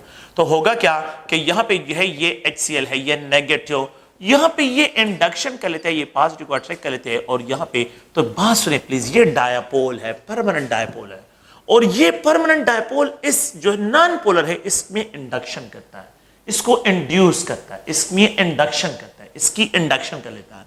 सो इट इज कॉल्ड, तो HCl और आर्गान के दरमियान जो फोर्सेस होंगे इट इज डिस्क्राइब जो है, प्लीज याद रखें, डायपोल इंड्यूस्ड डायपोल इंटरेक्शन होगा। तो अगर मैं आपको ये कहूं कि ये HCl मॉलिक्यूल है and the type of force is present in HCl in argon, the type of force is present in HCl argon, dipole induced dipole interaction होंगे, डायपोल इंड्यूस्ड डायपोल इंटरेक्शन जो है यहाँ पे क्या होंगे, ये प्रेजेंट होगी। तो ये एक जनरल सा जो है कंसेप्ट है, आप लोग प्लीज इनको ज़हन में रखें कि यहाँ पे जो है लंदन डिस्पर्शन फोर्सेस की बात हमने जो की है, यहाँ पे अगर आप लोग देखें, यहाँ पे dipole induce and cation induce जो है इन फोर्सेस को जो है यहाँ पे डिस्क्राइब करते हैं। अच्छा, तो अगर आप लोग देखें तो इन ऑल फोर्सेस को हम क्या कहते हैं, वंडरवाल फोर्सेस कहते हैं, वंडरवाल फोर्सेस। वंडरवाल फोर्सेस में जो है हमने अभी तक हमने जो डिस्कशन की है, तो हमने हाइड्रोजन बॉन्डिंग को डिस्कस कर लिया है। अगर आप लोग देखें हमने जो है डायपोल डायपोल इंटरेक्शन को डिस्कस कर लिया है, डायपोल डायपोल इंटरेक्शन को हमने जो है यहाँ पे अगर आप लोग देखें हमने London dispersion force LDF forces discussion की है, हमने जो है केटाइन इंड्यूस है, अगर आप एनाइन इंड्यूस केटाइन इंड्यूस जो है यहाँ पे डिस्कशन की है, लेकिन ओवरऑल जो है इन फोर्सेस को जो है तो केटाइन हो और या A9 induce dipole interaction, induced dipole interaction जो है ये हमने इंड्यूस्ड डायपोल इंटरेक्शन को हमने डिस्कस कर लिया। और यहाँ पे जो है अगर आप लोग देखें तो डायपोल और यहाँ पे डायपोल इंड्यूस्ड डायपोल के दरमियान भी हमने इंटरेक्शन, इंड्यूस्ड डायपोल इंटरेक्शन भी हमने डिस्कशन की है। तो इन सारे फोर्सेस को हम क्या कहते हैं, वंडरवाल डिस्पर्शन, वंडरवाल फोर्सेस इनको कहते हैं। No all of these forces are called van der Waals forces, इनको वंडरवाल फोर्सेस कहते हैं। अच्छा, यहाँ पे एक मॉलिक्यूल में कुछ कंपैरिजन है। अगर आप लोग देखें हाइड्रोफ्लोरिक एसिड है और यहाँ पे मीथेन मॉलिक्यूल की कंपैरिजन करते हैं, मॉलिक्यूल्स, इन मॉलिक्यूल्स की कंपैरिजन का हाइड्रोफ्लोरिक एसिड और मीथेन मॉलिक्यूल। देखें अगर हम यहाँ पे जो है हाइड्रोफ्लोरिक एसिड जो है कि ये hydrofluoric, sorry not hydrofluoric acid, यहाँ पे फ्लोरोमीथेन, हाइड्रोफ्लोरिक एसिड में हाइड्रोजन बॉन्डिंग है, तो we have to describe fluoromethane और ईथेन के मॉलिक्यूल के दरमियान जो है, ईथेन के दरमियान क्या करते हैं, यहाँ पे कंपैरिजन करते हैं। The boiling point of the fluoromethane is 100 जो है, फ्लोरोमीथेन 194 के, और the boiling point of ethane जो है 184 के बराबर है, ये 184 के बराबर है। अगर आप लोग देखें ये जो है फ्लोरोमीथेन, प्लीज गौर से देखिए, इसके साथ 9 इलेक्ट्रॉन्स है फ्लोरीन के साथ, और कार्बन के साथ 12 इलेक्ट्रॉन्स है, अगर सॉरी कार्बन के साथ जो है यहाँ पे जो है 6 इलेक्ट्रॉन्स है, और हाइड्रोजन के साथ अगर आप लोग देखें तो 3 इलेक्ट्रॉन्स हैं। अगर आप इनको सम अप करें तो that is equal to 18 electron जो है इसके साथ प्रेजेंट है। तो फ्लोरोमीथेन कंटेन 18 इलेक्ट्रॉन्स। अगर आप जो है यहाँ पे ईथेन को देखें तो इस ईथेन में इस कार्बन के साथ 6, इसके साथ 3, तो 9 इसके साथ हो गए, और 9 इसके साथ होते हैं, तो ये 18 इलेक्ट्रॉन्स के बराबर है। तो कार्बन के साथ 6 इलेक्ट्रॉन, 3 हाइड्रोजन के इलेक्ट्रॉन, कार्बन के साथ 6 इलेक्ट्रॉन, 3 हाइड्रोजन के इलेक्ट्रॉन, टोटल 18 के बराबर हैं। दो different molecule having same number of electrons are called iso electrons. इनको हम क्या कहते हैं, आइसो इलेक्ट्रॉन्स कहते हैं। तो fluoromethane is iso electronic species to the ethane, ये ईथेन के, क्योंकि both of these have same number of electrons. So the type of compounds having same number of, दो different compound having same number of electrons are called iso electron, उनको iso electrons कहते हैं। अगर आप लोग देखें इस 18 इलेक्ट्रॉन में इस मॉलिक्यूल को अगर आप लोग देखें तो यहाँ पे ये फ्लोरोमीथेन है, the electrons are more closer towards fluorine, the electron, ये दो इलेक्ट्रॉन जो है अगर आप देखें जो यहाँ पे कार्बन फ्लोरीन के दरमियान है, no these two electrons are polar electrons, ये पोलर इलेक्ट्रॉन्स हैं। बाकी जो है अगर आप लोग देखें जितने भी इलेक्ट्रॉन्स हैं वो नॉन, तो 16 इलेक्ट्रॉन, टोटल 18 इलेक्ट्रॉन है। 18 इलेक्ट्रॉन में ये 2 इलेक्ट्रॉन पोलर है, while 16 electron non polar electrons है। 16 इलेक्ट्रॉन्स क्या है, ये नॉन पोलर इलेक्ट्रॉन्स है। अगर आप इस मॉलिक्यूल में देखें तो इसमें पोलरिटी बिल्कुल नहीं है, तो यहाँ पे 18 के 18 इलेक्ट्रॉन जो है ये क्या है, ये नॉन पोलर इलेक्ट्रॉन्स है। 18 के इलेक्ट्रॉन जो है ये जितने भी इलेक्ट्रॉन्स है ये सब के सब नॉन पोलर इलेक्ट्रॉन जो है यहाँ पे डिस्क्राइब होते हैं। तो 18 के 18 इलेक्ट्रॉन नॉन पोलर इलेक्ट्रॉन जो है यहाँ पे डिस्क्राइब होंगे। तो ये सब के सब जो है नॉन पोलर इलेक्ट्रॉन्स है, और यहाँ पे 2 इलेक्ट्रॉन्स पोलर इलेक्ट्रॉन्स है। देखें ये दोनों आइसो इलेक्ट्रॉन है, लेकिन इन 2 इलेक्ट्रॉन की पोलरिटी की वजह से इसका बॉइलिंग पॉइंट इंक्रीज हो रहा है। तो the fluoromethane have high boiling point than the ethane, fluoromethane have high boiling point than the ethane. तो यहां पे इन 2 इलेक्ट्रॉन की पोलरिटी की वजह से, तो ये 2 इलेक्ट्रॉन जो पोलर हैं ये कौन से फोर्सेस में इन्वॉल्व हो जाते हैं, डायपोल डायपोल फोर्सेस में। और ये जो rest of 16 electron non polar electron है तो they are involve in London dispersion forces, ये लंडन डिस्पर्शन फोर्सेस में इन्वॉल्व हो जाते हैं। तो फ्लोरोमीथेन मॉलिक्यूल जब इसके करीब आते हैं उसके पोलर इलेक्ट्रॉन जो है ये क्या होते हैं, डायपोल डायपोल फोर्स में इन्वॉल्व हो जाते हैं। लेकिन जो बाकी 16 नॉन पोलर इलेक्ट्रॉन्स हैं तो they are involve in London dispersion forces. यहां पे सिर्फ जो है अगर आप देखें डायपोल डायपोल फोर्सेस नहीं है, so they are only involve in London dispersion forces. तो इन 2 इलेक्ट्रॉन की पोलरिटी की वजह से इस कंपाउंड का बॉइलिंग पॉइंट जो है वो आप लोगों के पास क्या हो रहा है, वो इंक्रीज आ रहा है। इस कंपाउंड का जो बॉइलिंग पॉइंट है ये जो है क्या आ रहा है, ये इंक्रीज आ रहा है, और इसका बॉइलिंग पॉइंट जो है ये कम है। तो प्लीज आप लोग देखिए अ सिंगल, तो स्मॉल मॉलिक्यूल जो होते हैं उसमें आपने पोलरिटी को जो है यहाँ पे देखना होता है कि जिसकी पोलरिटी ज्यादा उसका डायपोल मोमेंट क्या होगा, वो आप लोगों के पास भी ज्यादा होगा। और फिर आप लोग याद रखें कि यहाँ पे आप लोगों के पास पोलरिटी ज्यादा तो यहाँ पे बॉइलिंग पॉइंट भी ज्यादा होगा। सेकेंड पॉइंट में अगर आप लोग देखें तो यहाँ पे ये कार्बन टेट्राक्लोराइड है और यहाँ पे एक अनदर मॉलिक्यूल क्लोरोफॉर्म है, इन दोनों की कंपैरिजन करते हैं। कार्बन टेट्राक्लोराइड, अगर आप लोग देखें कार्बन टेट्राक्लोराइड और ये क्लोरोफॉर्म है, द बॉइलिंग पॉइंट इसका 67.5 डिग्री सेंटीग्रेड है और यहाँ पे जो है 61.2 डिग्री सेंटीग्रेड है। बुक में जो वैल्यू लिखी है उल्टा लिखी है, आप लोग इसकी करेक्शन करें। कार्बन टेट्राक्लोराइड का बॉइलिंग पॉइंट ज्यादा और क्लोरोफॉर्म का बॉइलिंग पॉइंट क्या है, ये कम है। अगर आप लोग देखें कार्बन टेट्राक्लोराइड जो है ये नॉन पोलर है, carbon tetrachloride is a non polar molecule, while chloroform जो है अगर आप देखें तो ये एक पोलर मॉलिक्यूल है। क्लोरोफॉर्म एक पोलर मॉलिक्यूल है और कार्बन, लेकिन इसका बॉइलिंग पॉइंट ज्यादा और इसका बॉइलिंग पॉइंट कम है। यहाँ पे डायपोल डायपोल फोर्स है और यहाँ पे लंडन डिस्पर्शन फोर्स है। तो अगर आप लोग देखें ठीक है कि यहाँ पे जो है अगर इंटरमॉलिक्यूलर फोर्सेस जो है हम एक्सपेक्ट करें ज्यादा है, लेकिन यहाँ पे भी इंटरमॉलिक्यूलर फोर्सेस जो है यहाँ पे भी ज्यादा है। चाहिए तो ये कि यहाँ पे इसका बॉइलिंग पॉइंट ज्यादा होता है, इसका बॉइलिंग पॉइंट कम होता, लेकिन प्रॉब्लम ये हो जाता है कि इसके साथ एक इलेक्ट्रॉन है और यहाँ पे 17 इलेक्ट्रॉन जो है यहाँ पे प्रेजेंट है। 17 इलेक्ट्रॉन का लंडन डिस्पर्शन फोर्सेस एक इलेक्ट्रॉन के पोलैरिटी से क्या है, ये ज्यादा है, तो इसी वजह से इसका बॉइलिंग पॉइंट ज्यादा।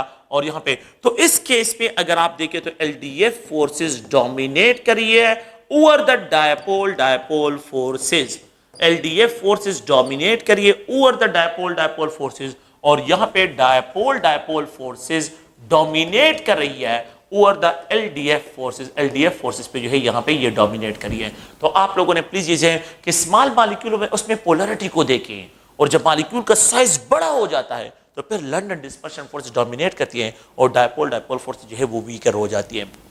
तो ये एक जनरल स्केच है कि कार्बन टेट्राक्लोराइड का बॉइलिंग पॉइंट ज्यादा है देन द क्लोरोफॉर्म, क्योंकि क्लोरोफॉर्म पोलर है लेकिन फिर भी इससे ज्यादा है, और यहाँ पे जो है फ्लोरोमीथेन का ज्यादा है देन द ईथेन, ईथेन से इसका बॉइलिंग पॉइंट ज्यादा है।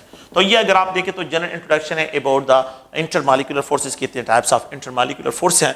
नेक्स्ट जो है हम आ जाते हैं एक अनदर टॉपिक की तरफ आते हैं, एवापोरेशन।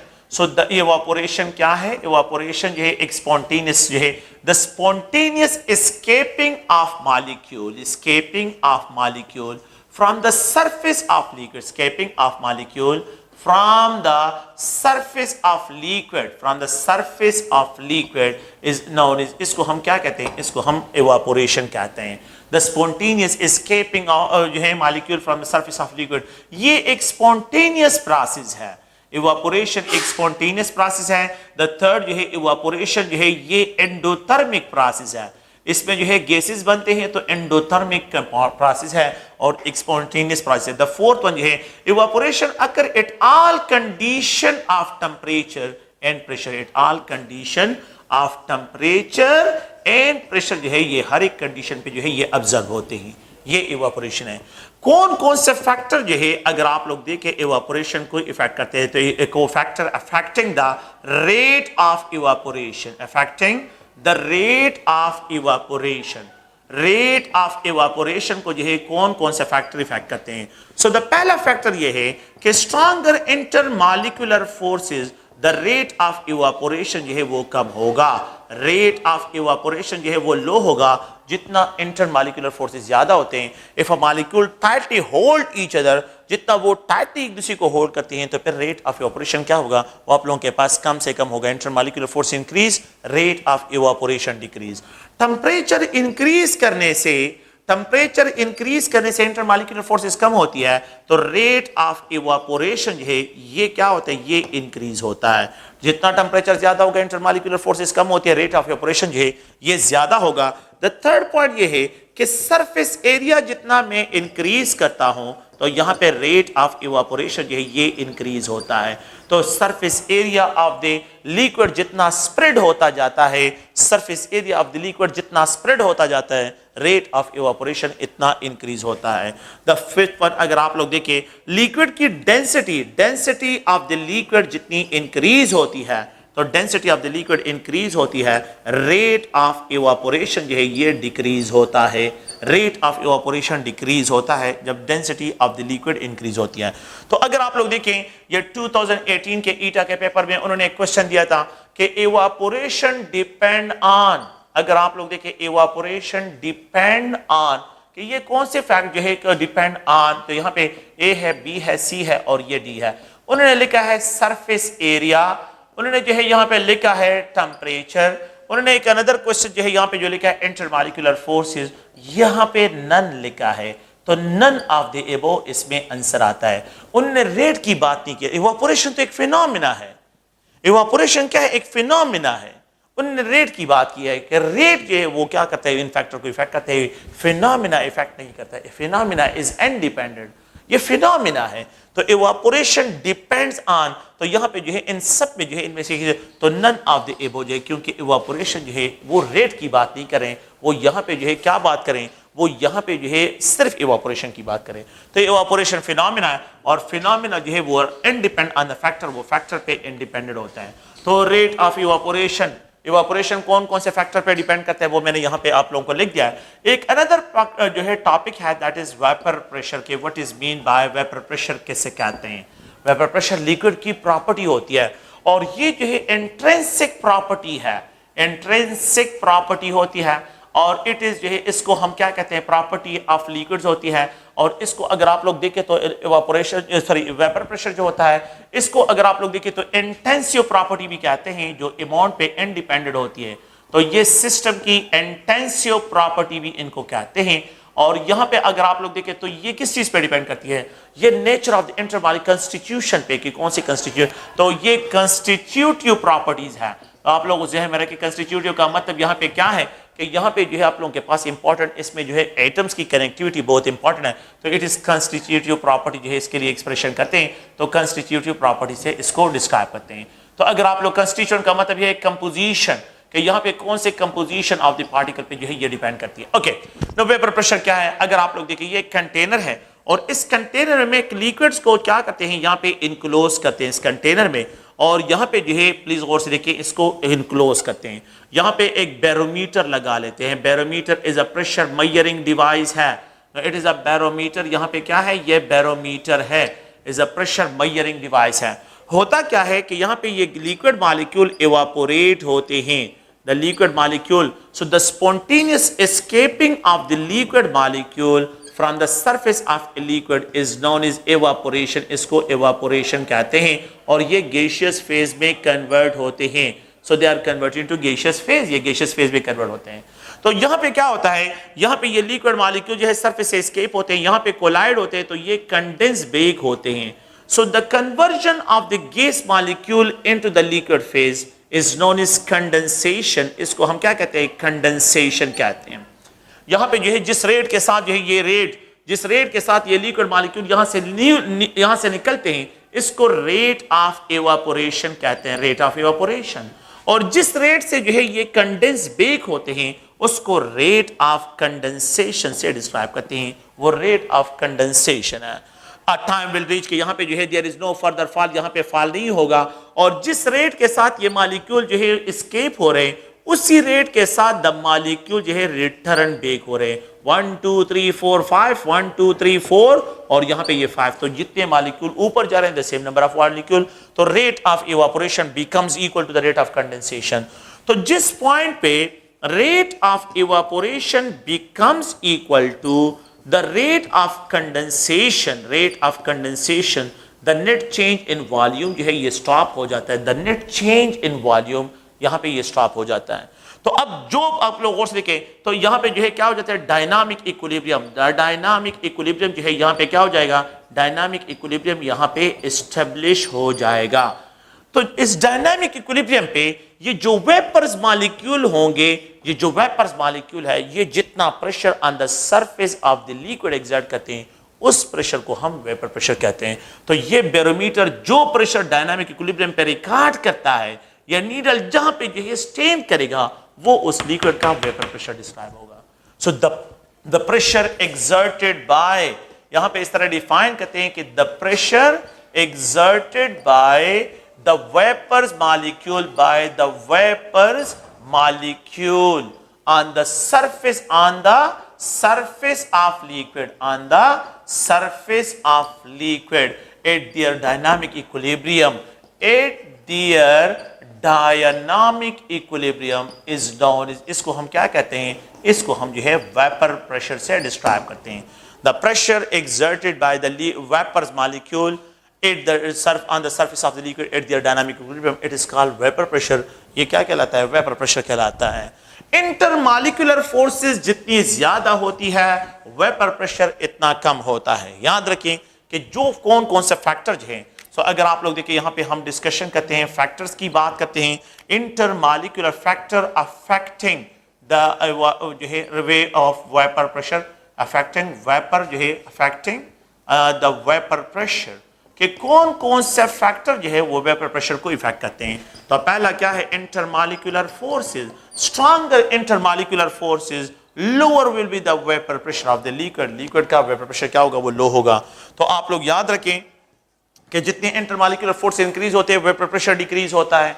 इंटरमॉलिक्यूलर फोर्सेस कम हो तो वेपर प्रेशर जो है, अगर मैं यहाँ पे हनी लेता हूं, अगर आप लोग गौर से देखें तो यहाँ पे जो है मैं ग्लिसरीन लेता हूं, और अगर हम यहाँ पे जो है वाटर लेते हैं तो सबसे स्ट्रॉन्गर फोर्सेस यहाँ पे, फिर उसके बाद यहाँ पे इंटरमॉलिक्यूलर फोर्सेस सबसे ज्यादा यहाँ पे, तो यहाँ पे वेपर प्रेशर सबसे कम होगा, यहाँ पे वेपर प्रेशर ज्यादा होगा, और यहाँ पे वेपर प्रेशर क्या होगा, ये आप लोगों के पास ज्यादा होगा। तो ये याद रखें कि जितने इंटरमॉलिक्यूलर फोर्सेस ज्यादा होते हैं तो वेपर प्रेशर आप लोगों के पास क्या होगा, ये आप लोगों के पास डिक्रीज की तरफ चला जाएगा। तो intermolecular forces increase, vapour pressure decrease होता है। जितना टेंपरेचर इंक्रीज होता है वेपर प्रेशर, इंटरमॉलिक्यूलर फोर्सेस कम होते हैं, vapour pressure of the liquid increase होता है। So there is a direct relationship between temperature and vapour pressure. The third point अगर आप लोग देखें तो जितनी लिक्विड की डेंसिटी ज्यादा होती है इतना ही उसका वेपर प्रेशर लो होता है। तो density of the liquid increase होती है, वेपर प्रेशर जो है ये आप लोगों के पास क्या होता है, डिक्रीज होता है। And they are independent on the surface area, ये सरफेस एरिया पे इंडिपेंडेंट होते हैं।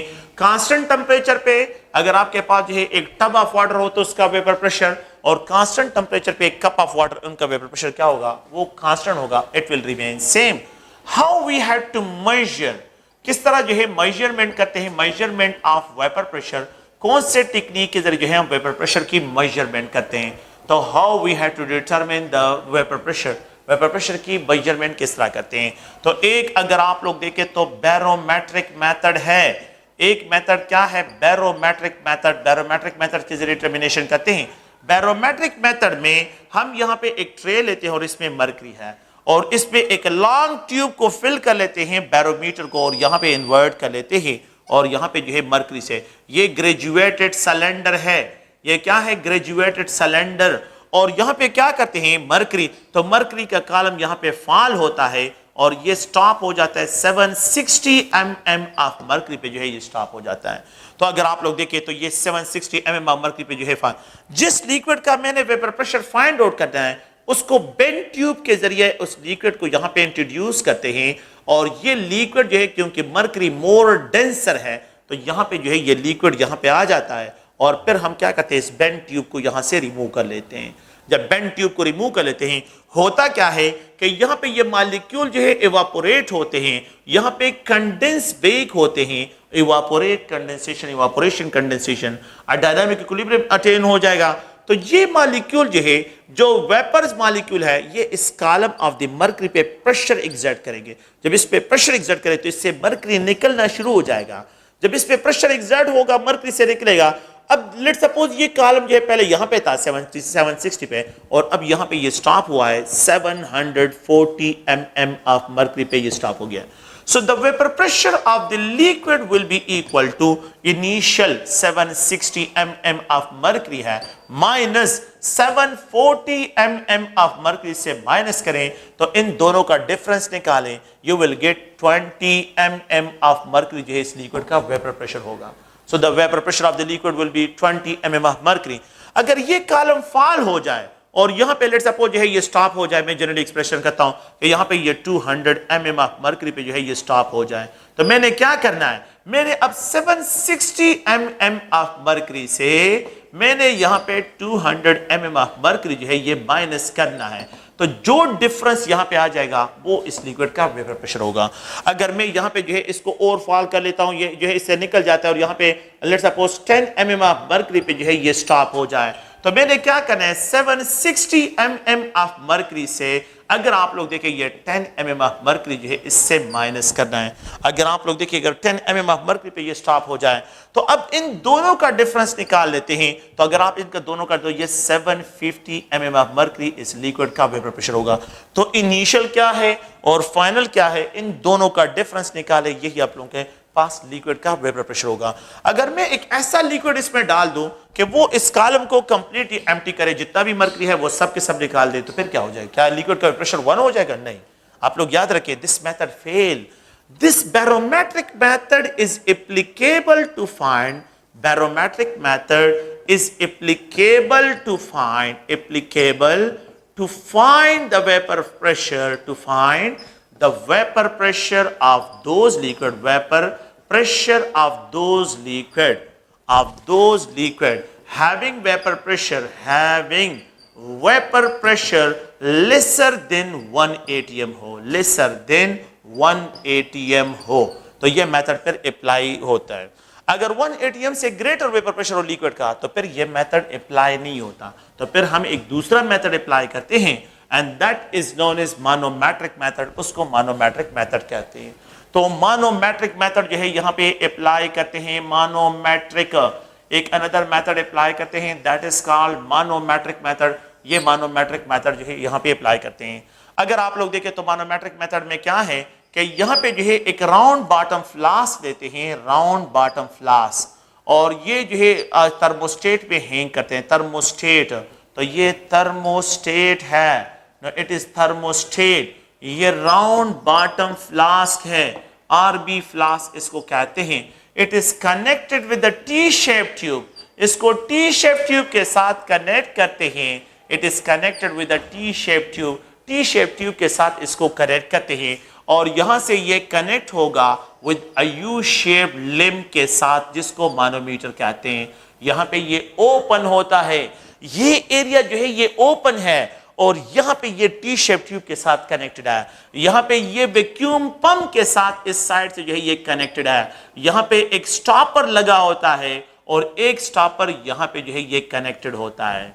अगर आप लोग देखें हम क्या करते हैं, स्टॉपर को क्लोज करते हैं, इसको ओपन करते हैं और इसको फ्रोजन स्टेट में लेके आते हैं कि जो आप लोगों के पास यहां पे लिक्विड है इसको फ्रीज कर लेते हैं फ्रोजन स्टेट में। वैक्यूम पंप ऑन करते हैं कि यहां पे जितने भी गैसेस होते हैं, एडहेरिंग गैसेस है, इनको रिमूव करें, इनको यहां से क्या कर लेते हैं, रिमूव कर लेते हैं। फिर इसको बंद कर लेते हैं, फिर इसको क्या करते हैं, क्लोज कर लेते हैं और इसको ओपन करते हैं। तो यहां पे जो है जो गैसेस है, सॉरी यहां पे आप लोग मरकरी है मेरा, यहां पे मरकरी है और यहां पे जो गैसेस है वो गैसेस यहां पे आ जाएं। फिर इसको जो है बंद कर लेते हैं, ये जितने भी गैसेस यहां पे होते हैं वो यहां पे आ जाते हैं। यहां पे चांसेस ये है कि अगर हम वैक्यूम पंप ऑन करें तो ऐसा ना हो कि ये क्या हो कि ये मर्करी यहां पे ट्रांसफर हो जाए। तो इसको अवॉइड करने के लिए हम क्या करते हैं, इसको बंद रखते हैं। फिर इसको जो है यहां से जो गैसेस होते हैं डी गैसिंग, इसको वैक्यूम पंप के जरिए फिर रिमूव कर लेते हैं, बिल्कुल फ्री फ्रॉम द गैसेस हो जाए। अब ये लिक्विड यहां पे क्या होता है, इवापोरेट होता है। तो बिल्कुल जो है हम क्या करते हैं, लिक्विड को टेंपरेचर फिक्स कर लेते हैं, यहां पे इवापोरेट, इसको बंद करते हैं और इसको ओपन कर लेते हैं, इसको बंद कर लेते हैं। ये लिक्विड मॉलिक्यूल जो है इवापोरेटेड मॉलिक्यूल यहां पे मूव करते हैं। जब सैचुरेटेड सिस्टम डेवलप हो जाए, डायनामिक इक्विलिब्रियम एस्टेब्लिश हो जाए, तो यहां पे जो वेपर्स मॉलिक्यूल्स हैं वो इस मरकरी पे जो है क्या करेंगे, प्रेशर एक्सर्ट करेंगे। यहां पे एक स्केल लगा होता है, मिलीमीटर में स्केल है, एक स्केल यहां पे लगा होता है, ये जो है ओपन है, यहां पे एक्सटर्नल एटमॉस्फेरिक प्रेशर है। तो यहां पे ये 1 atmospheric pressure that is equal to 760 mm of mercury जो है ये आप लोगों के पास प्रेशर होता है। जब प्रेशर एक्सर्ट होगा तो यहां पे ये कॉलम फॉल हो जाएगा और ये कॉलम इंक्रीज हो जाएगा।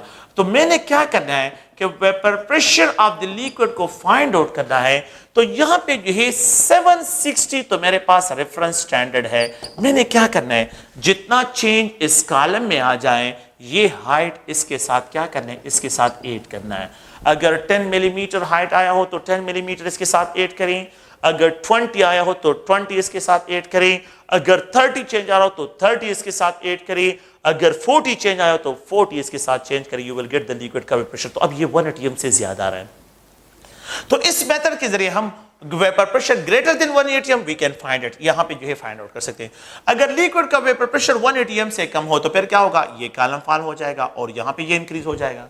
ये कॉलम जो है क्या हो जाएगा, यहां से जो है ये फॉल हो जाएगा और ये इंक्रीज हो जाएगा। तो अब मैंने क्या करना है कि vapour pressure of the liquid जो है 760 mm ऑफ मर्करी, जितना ये फॉल होगा ये वैल्यू मैंने यहां पे क्या करनी है, इससे माइनस करनी है।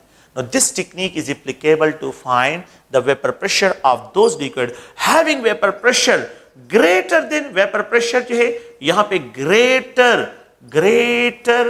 than the 1 atm, greater than 1 atm and lesser greater than 1 atm, 1 atm से ज्यादा हो और यहां पे r lesser हो, दोनों पे ये अप्लाई होता है, lesser than 1 atm हो। Now this technique is applicable to find the vapor pressure of those liquid having vapor pressure lesser than 1 atm and greater than, ये दोनों पे अप्लाई होता है। इसके लिमिटेशन है, only lesser than 1 atm से हो सकता है, लेकिन ये no this technique is more accurate क्योंकि थर्मोस्टेट भी यहाँ पे फिक्स है, तो more reliable method है और यहाँ पे more accurate जो है यहाँ पे ये रिजल्ट देता है, more reliable भी है और more accurate रिजल्ट भी आप लोगों को देता है। ठीक है, तो ये अगर आप देखें तो वेपर प्रेशर की स्टोरी है, और आप लोग प्लीज़ इसको ज़हन में रखें। ये एक जनरल जो है वेपर प्रेशर के बारे में जो पॉइंट्स हैं इनको हमने यहाँ पे डिस्क्राइब। ओके, थैंक यू, शुक्रिया।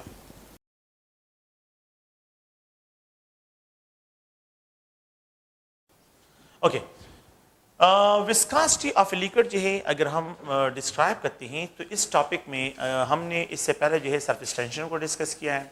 जो लिक्विड की प्रॉपर्टीज है उनको हमने डिस्कशन, इसमें जो है विस्कासिटी रहता है। विस्कासिटी को अगर हम इस तरह डिफाइन करते हैं कि the internal resistance experience by a liquid during flow. जब भी एक लिक्विड फ्लो करता है तो फ्लो के दौरान जो है जो इंटरनल रेजिस्टेंस वो एक्सपीरियंस करता है, ये उसकी विस्कासिटी कहलाती है। बाज़ लिक्विड जो है बहुत ज़्यादा विस्कस होते हैं, बाज़ लिक्विड जो है वो लीस्ट विस्कस होते हैं, बाज़ लिक्विड जो होती हैं उनकी विस्कासिटी जो है बहुत ही कम होती है। अगर आप लोग देखें, हम जो है इस विस्कासिटी को इस तरह डिस्क्राइब करते हैं कि लेट सपोज ये मॉलिक्यूल है और इन मॉलिक्यूल्स को जो है लेयर फॉर्म में जो है डिवाइड कर लेते हैं। ये एक लेयर है और यहाँ पे जो है अगर आप देखें ये एक लेयर है, यहाँ पे एक दूसरा लेयर है कि ये लिक्विड मॉलिक्यूल्स और इनको लेयर्स में जो है लेट सपोज करते हैं इनको डिवाइड कर लेते हैं। ये लेयर जो है इसको स्टेशनरी लेते हैं और ये मूव करता है। ये स्टेशनरी है और ये जो है अगर आप लोग देखें तो ये मूव करता है। तो जब ये मूव करता है इसको जो है स्लाइड होता है। जब ये स्लाइड होता है तो ड्रैगिंग फोर्स एक्सपीरियंस होती है। ये मॉलिक्यूल जो है इसको मैं क्या करता हूँ, एक लेयर को स्टेशनरी कंसीडर करता हूँ और ये दूसरा जो लेयर है ये जब मूव करता है तो यहाँ पे ड्रैगिंग फोर्सेस जो है इनको एक्सपीरियंस होती है। ड्रैगिंग फोर्सेस इन स्पेसेस में जब आ जाते हैं तो दे एक्सपीरियंस ड्रैगिंग फोर्सेस। ये क्या एक्सपीरियंस करते हैं? Dragging forces, resistance, internal resistance. जितना सरफेस एरिया ज्यादा होता है, मॉलिक्यूलर लेयर का सरफेस एरिया ज्यादा होगा, ये ड्रैगिंग फोर्सेस ज्यादा होगी, विस्कोसिटी है इसके लिए ज्यादा होगी। अगर आप लोगों को जितनी वेलोसिटी, तो हम इस तरह डिस्कशन करते हैं कि ये force, dragging forces is directly proportional to the areas of the molecule, is directly proportional to the velocity. जितना जो है ये इस वेलोसिटी, ये स्टेशनरी और ये जितना ज्यादा जो है तेजी के साथ मूव करेगा, वेलोसिटी के साथ डायरेक्ट प्रोपोर्शन है। इन inversely proportional to the distance between these two layer, और इनके तो जितना ये डिस्टेंस ज्यादा होगा ड्रैगिंग फोर्सेस कम, जितना जो है ये कम होगा ड्रैगिंग फोर्सेस ज्यादा होंगे, इनवर्सली प्रोपोर्शनल होंगे। If the proportionality sign is remove तो यहाँ पे विस्का, तो इट इज कॉल्ड जो है अगर आप लोग देखिए कोएफिशिएंट ऑफ विस्कोसिटी, और यहाँ पे ये A है, V है, डिवाइड बाय D।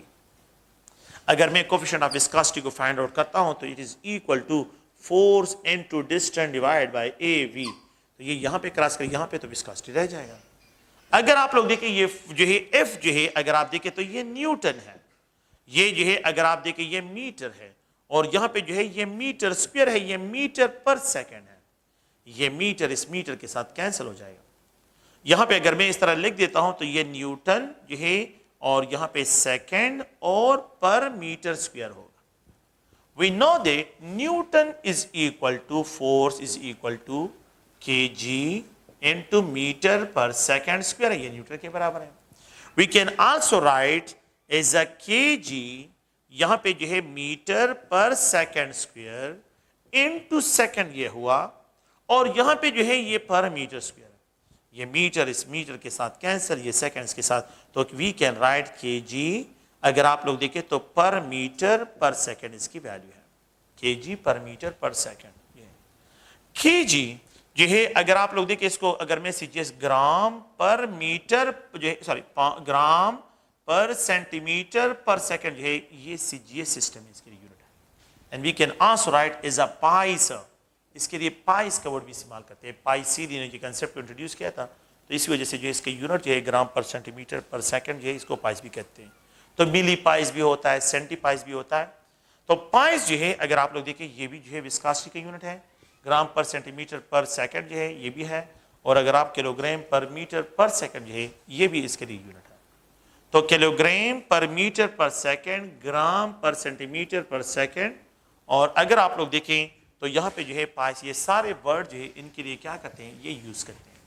विस्कोसिटी जो है जितने लिक्विड्स की जो है जितना टेम्परेचर इंक्रीज होता है, कौन कौन से फैक्टर जो है, तो इंटरमॉलिक्यूलर फोर्सेज जो है जब इंक्रीज होते हैं विस्कोसिटी इंक्रीज होती है। तो स्ट्रॉन्गर इंटरमॉलिक्यूलर फोर्सेज जितने स्ट्रॉन्गर होते हैं, so they will hold tightly molecule, ये मॉलिक्यूल को टाइटली होल्ड करते हैं और इससे viscosity of the liquid increase होती है। इंटरमॉलिक्यूलर फोर्सेज जितने इंक्रीज होते हैं विस्कोसिटी इंक्रीज होती है।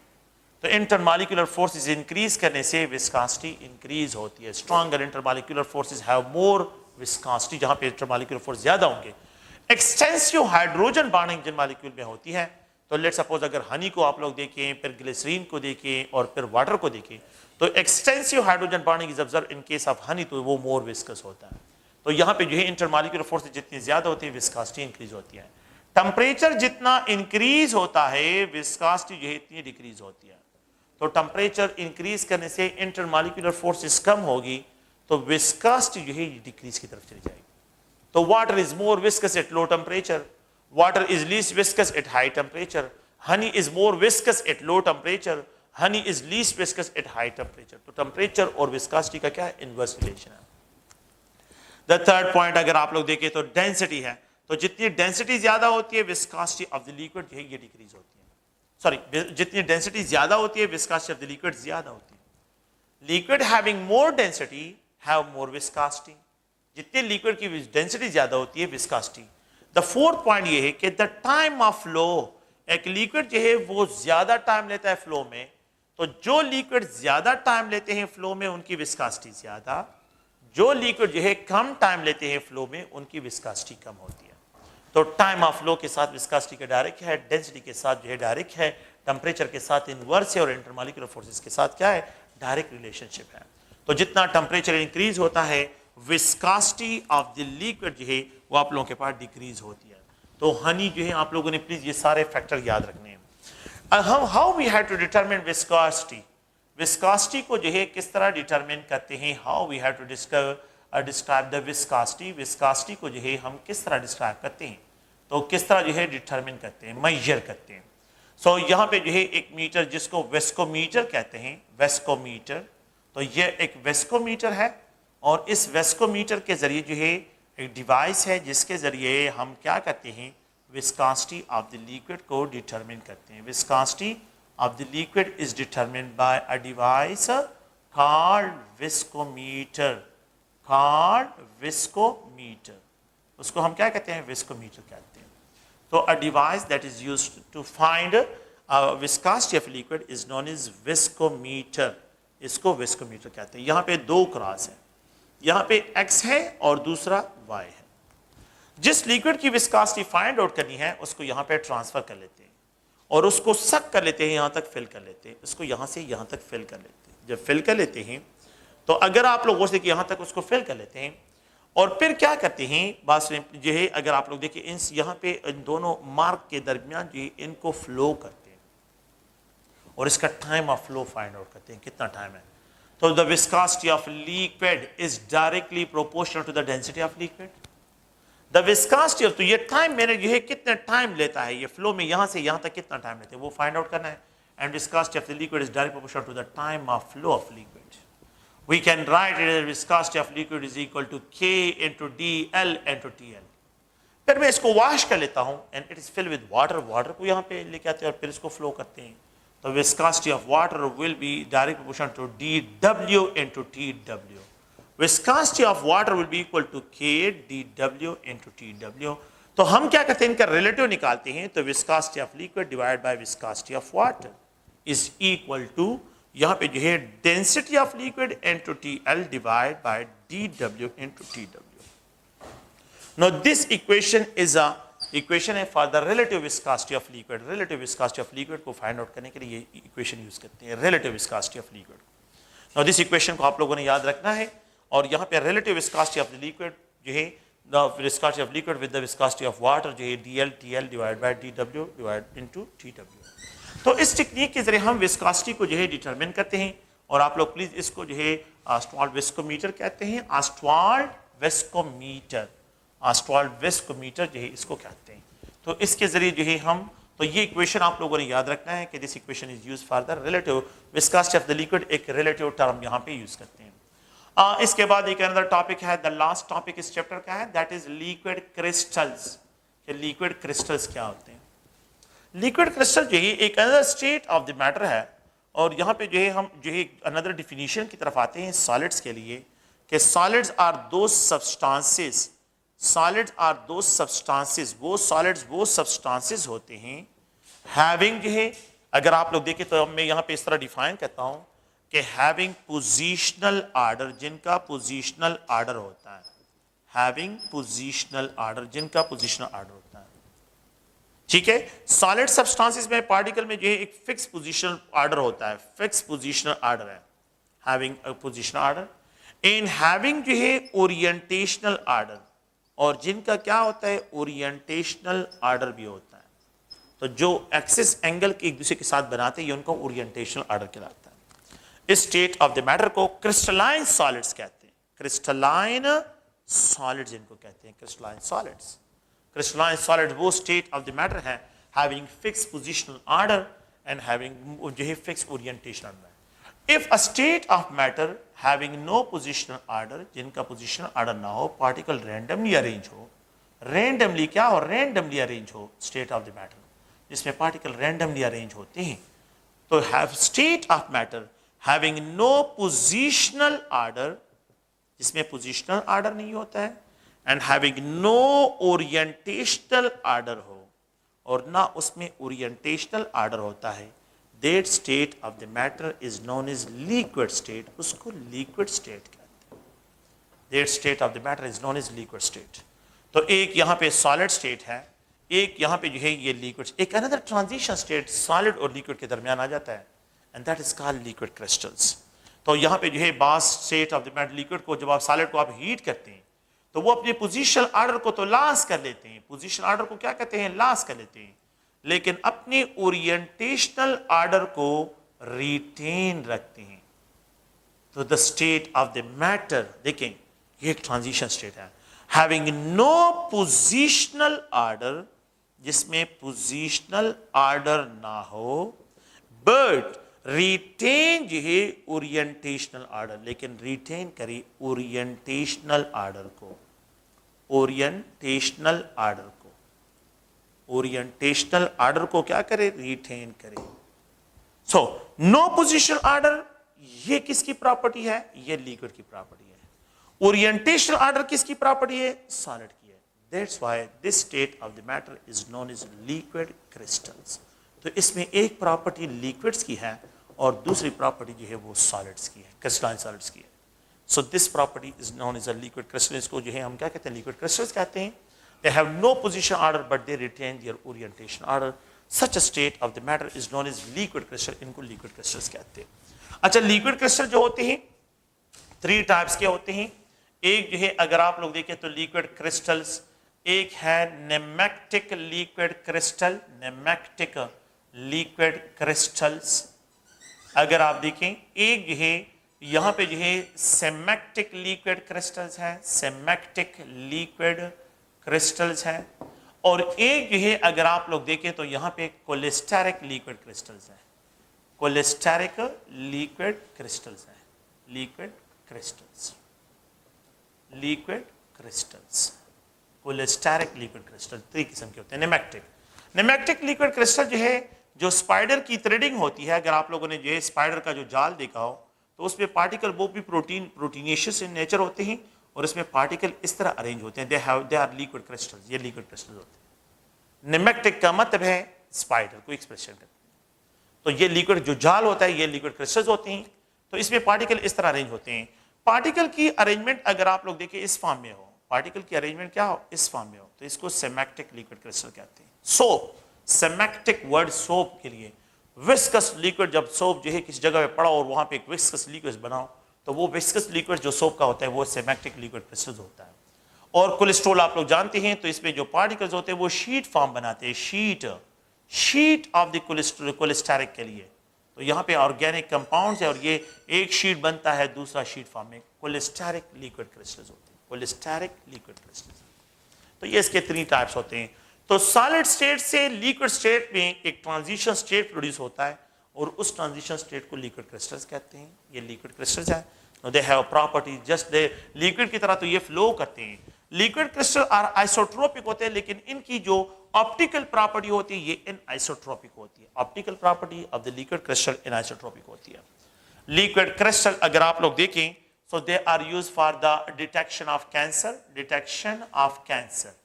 कैंसर के डिटेक्शन के लिए इसको यूज करते हैं, कैंसर डिटेक्शन के लिए, कि जिस पेशेंट के बॉडी पे जो है कैंसर हो तो उसके बॉडी पे जो है लिक्विड क्रिस्टल लगा लेते हैं। जहाँ पे कैंसर होता है वहाँ पे टेम्परेचर ज्यादा, तो जैसे ही आ जाता है वहाँ पे जो है वो रेड कलर के हो जाते हैं। तो डिटेक्शन ऑफ कैंसर के लिए इसको यूज करते हैं। It is also use for the angiography. Angiography जो है कि कहाँ पे जो है ब्लॉकेज, तो ग्राफी जो है एंजियोग्राफी, तो एंजियोग्राफी को डिटेक्ट जो है कि वहाँ पे जो है ब्लॉकेज ऑफ आर्टरीज है उनको डिटेक्ट करने के लिए। द थर्ड वन जो है बॉडी टेम्परेचर को डिटेक्ट करने के लिए, बॉडी टेम्परेचर को डिटेक्ट। तो आजकल जो थर्मोग्राफ होते हैं तो इसमें लिक्विड क्रिस्टल ही होते हैं, तो जो गन होता है थर्मल गन होता है तो उसमें लिक्विड क्रिस्टल ही होते हैं। अगर आप लोग देखिए इसके अलावा एलसीडी लिक्विड क्रिस्टल डिस्प्ले, आप लोगों के मोबाइल के जो स्क्रीन है एलसीडी लिक्विड क्रिस्टल डिस्प्ले से हैं, जो डिजिटल स्क्रीन है। आजकल तो एलईडी टेक्नोलॉजी आई है, लेकिन इससे पहले एलसीडी टेक्नोलॉजी है। इसके अलावा जो है जितने इलेक्ट्रॉनिक वॉचेस होते हैं, इलेक्ट्रॉनिक डिवाइसेस होते हैं, तो उसमें भी जो है ये यूज़ होते हैं। अगर आप लोग देखें तो मोस्ट जो है इनकी जो है ये डिफरेंट यूजेस हैं। आप लोग प्लीज़ इसको क्या करें, इसका जो एक छोटा सा पैराग्राफ है उसको पढ़ लें, और बाकी इसमें कोई इस तरह की टेक्निकल बात नहीं है, ठीक है। तो यहाँ पे जो है ये चैप्टर एंड करते हैं, ओके नेक्स्ट इंशाल्लाह जो है अनदर चैप्टर स्टार्ट करते हैं।